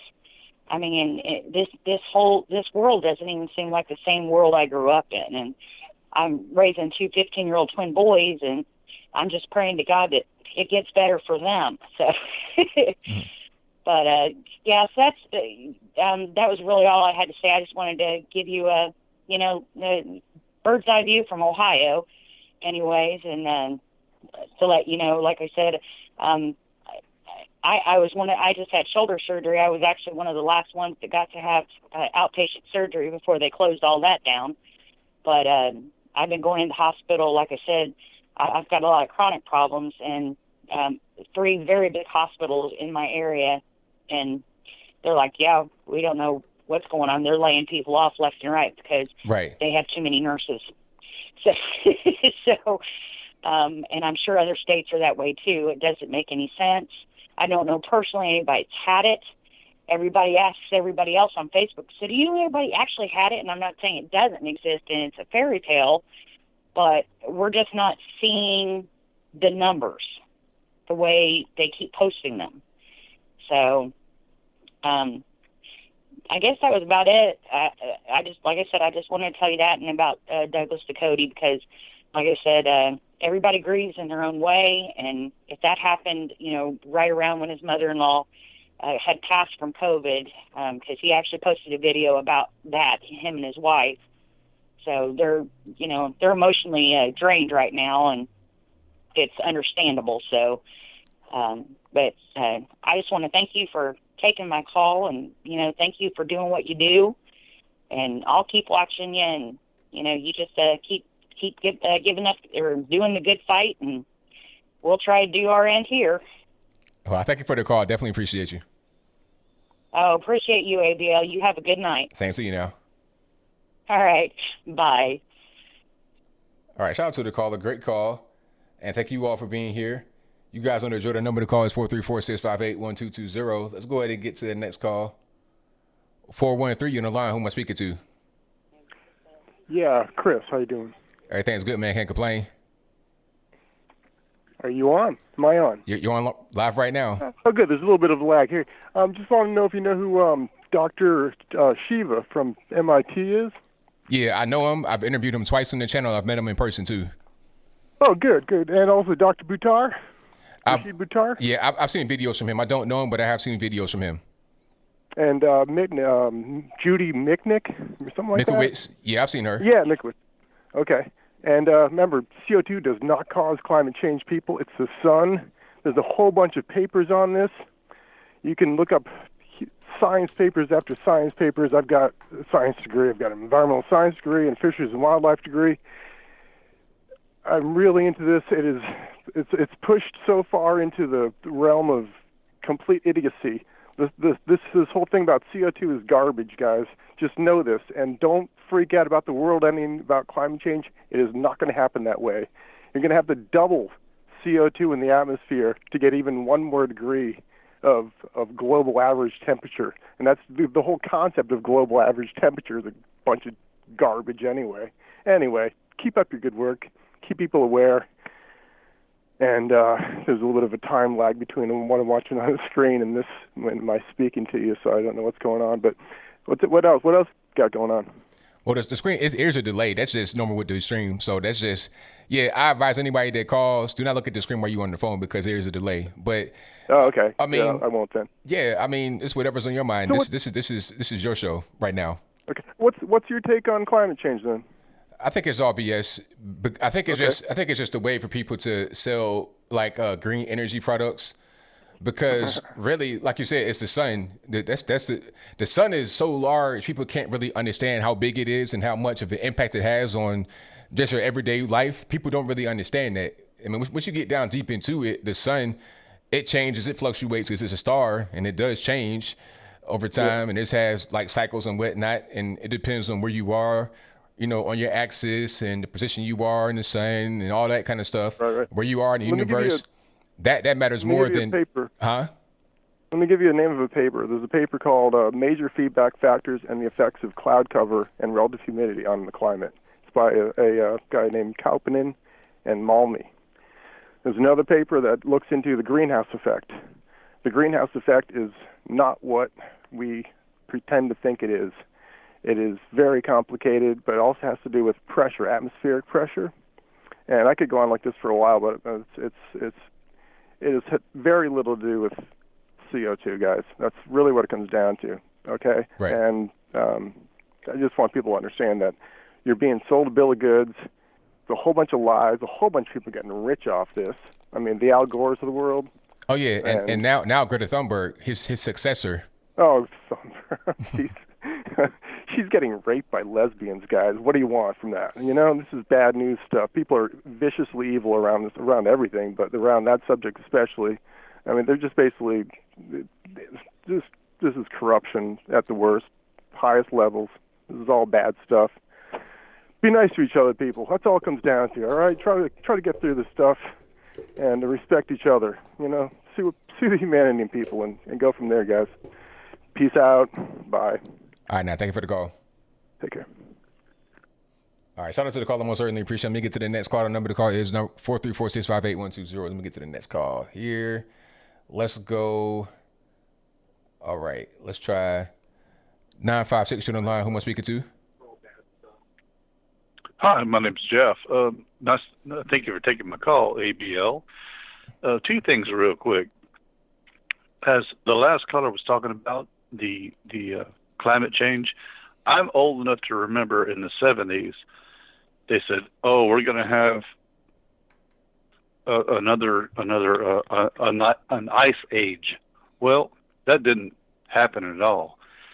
Things started to warm up. And then, as Ted Danson said in the 80s, the Earth's going to burn up, and it's going to be global warming. Well, that didn't transpire either. Same thing with Al Gore. We only have 10 years to go, and the world's going to burn up. Right. That did not work. So then they were smart enough to change it to climate change. That way they can say any change at all is because of what we're doing. And that's sickening, in my opinion. So that whole thing is a farce. So I want all the listeners to hear that. But secondly, I wanted to tell you this. A friend of mine who's a surgeon who runs a medical department in a major medical department in a large hospital. I'm not going to mention where because I don't want to out him. But he told me, I asked him outright. I said, "Look, what's the deal with this COVID deal?" He said, "It is a farce. It's political, and I hope someone gets arrested for it, or wow, they get arrested for it." Yep.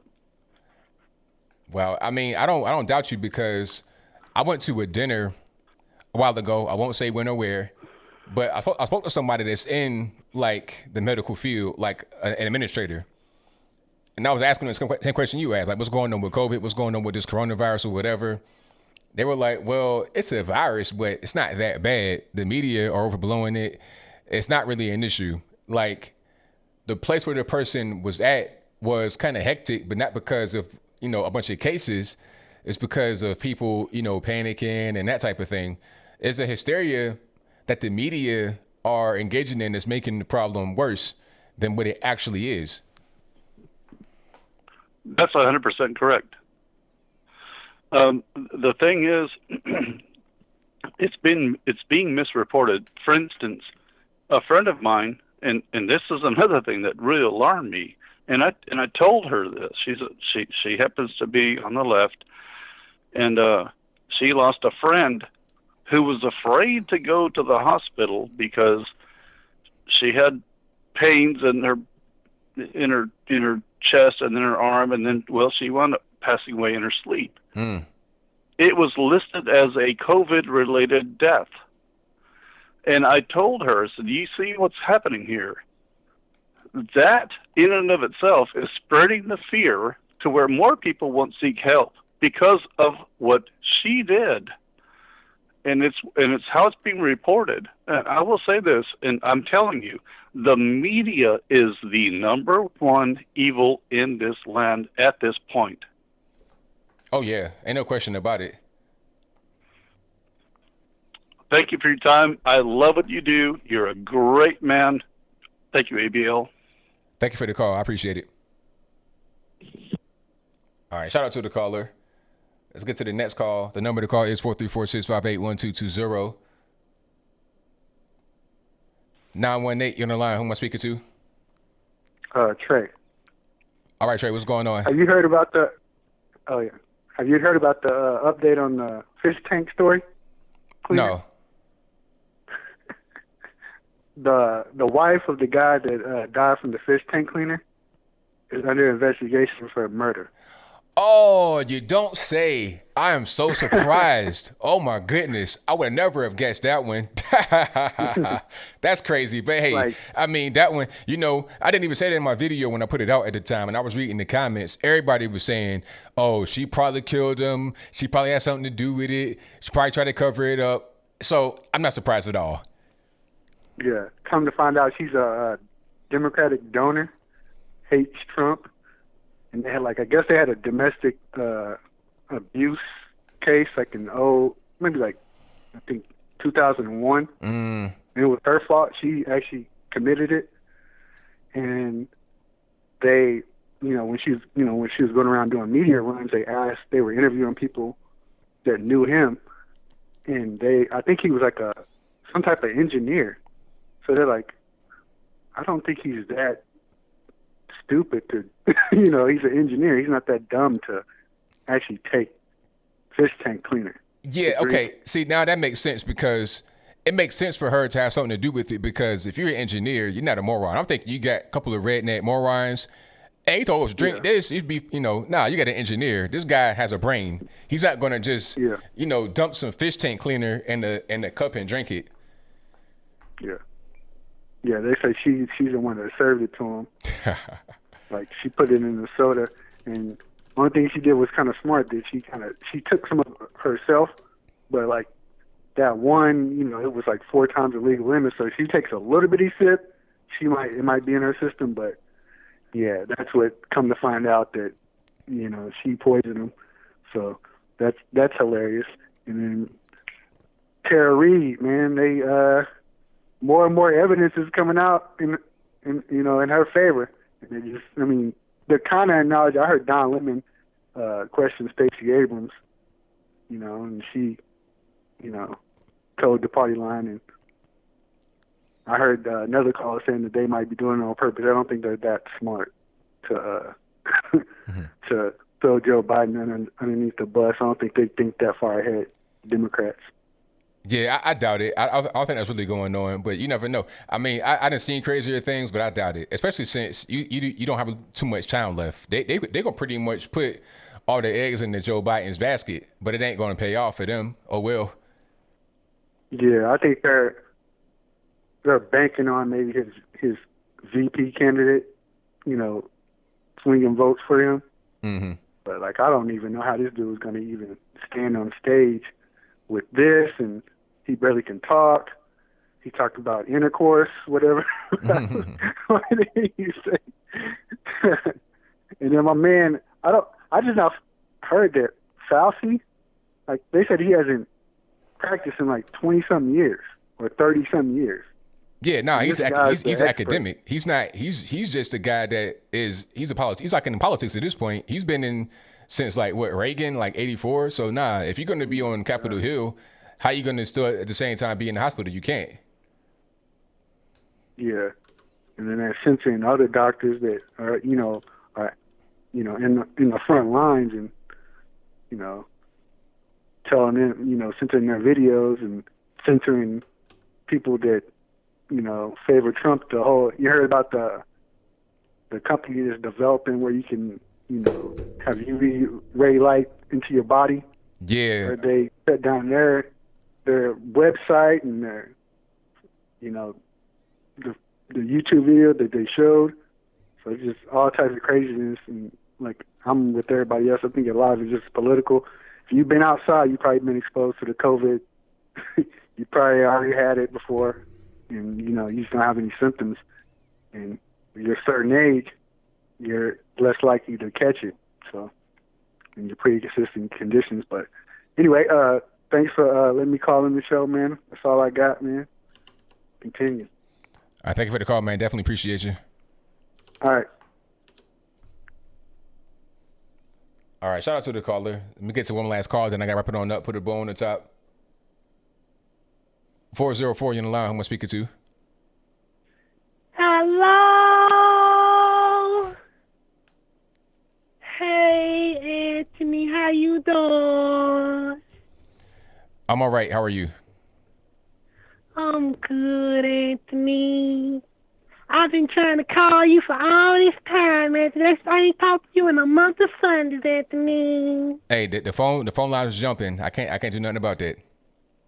I know, Anthony. I know you blowing up like Rush Limbaugh. You gonna be standing behind your golden EIP microphone, Anthony. No doubt. But anywho, Anthony, how you been doing since the little lockdown COVID thing, Anthony? Oh, everything been fine. I've been able to work from home. People watching, y'all are watching, so everything is fine. But I'm more worried about everybody else out there. I'm watching you. Yeah, I bet you are. Mhm. But I've been calling, trying to help you. I had some info, I had the 411 for you, Anthony. But you didn't want to pick up your phone, Anthony. Okay, so what's the 411? What's the info? I had the 411 on Guillotine Gillum, Anthony. Gillis, you talk about Andrew Gillum from Florida got caught in the room with the drugs and all that good stuff, butt naked with the white boys? Yes, Anthony. Okay, so what happened? Well, Anthony, like I told you, and you've been heard on CNN that they don't hire no straight black men, Anthony. So what did you think from the beginning, Anthony? Well, that makes sense. It was people, and plus, it was people that I knew that went to college with him that said that he was like that when he was in college, Anthony. So he been creeping on the down low for a long time, Anthony. Well, hey, not surprised at all, and it all came out. Mhm. And I remember my time when I seen him in Atlanta, Anthony, and well, all I can say is, Anthony, that's a lot of chocolate, Anthony. But anywho. Okay. But what else is happening? Other than just been trying to, just live around here, Anthony. They done shut everything down. You can't go to no clubs, and I can't even go out here and keep Atlanta gay. It might be turning straight out there, Anthony. The mayor said that she want to keep the whole city shut down, and a bunch of restaurants saying they don't want to open up. So what you think? You think they should open up or stay closed? Well, they need to open up, Anthony, because I need to go see me some men's, Anthony. I've been stuck in the house with my boyfriend, but he's just kind of boring. He getting on my nerves, Anthony. I need to get with somebody else, Anthony. Well, I don't got nothing to do with that. You got to figure out what you're going to do, because I can't help you with that one. Whatever, Anthony. And did you hear about Stacey, Anthony? Yeah, Stacey She might Abrams. be running for VP for Joe Biden, Anthony. Well, I mean, she's not going to win, so she can go lose again. That's fine. It ain't no problem with that. She ain't gonna lose, Anthony. Whatever, Anthony. They Stacey the Tank Abrams, Anthony. You said Stacey the what? Stacey the Tank Abrams, Anthony. She gonna come through like a tank. Boom, boom, boom. And she gonna come through like a tank and then break down in the middle of the procession and lose again, like she lost with the governorship. So she can do that. That's fine.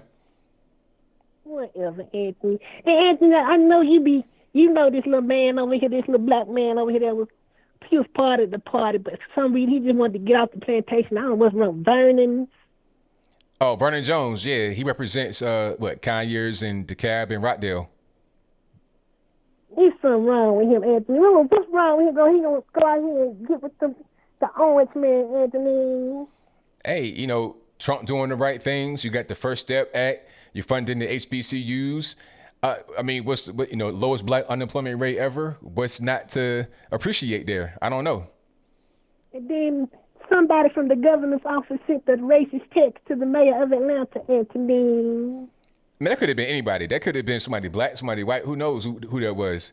So if it was somebody black, is it still racist? Anthony, excuse me, Anthony. You trying to say that my mayor is a Jesse Smollett, Anthony? I don't know. I don't know nothing. I mean, you get a text message. It could be from anybody. Who knows who sent that? Then nobody put their name on it. And then nobody went by her house and showed their face. So you never know who that could be. That could have been her son that did that. Who knows?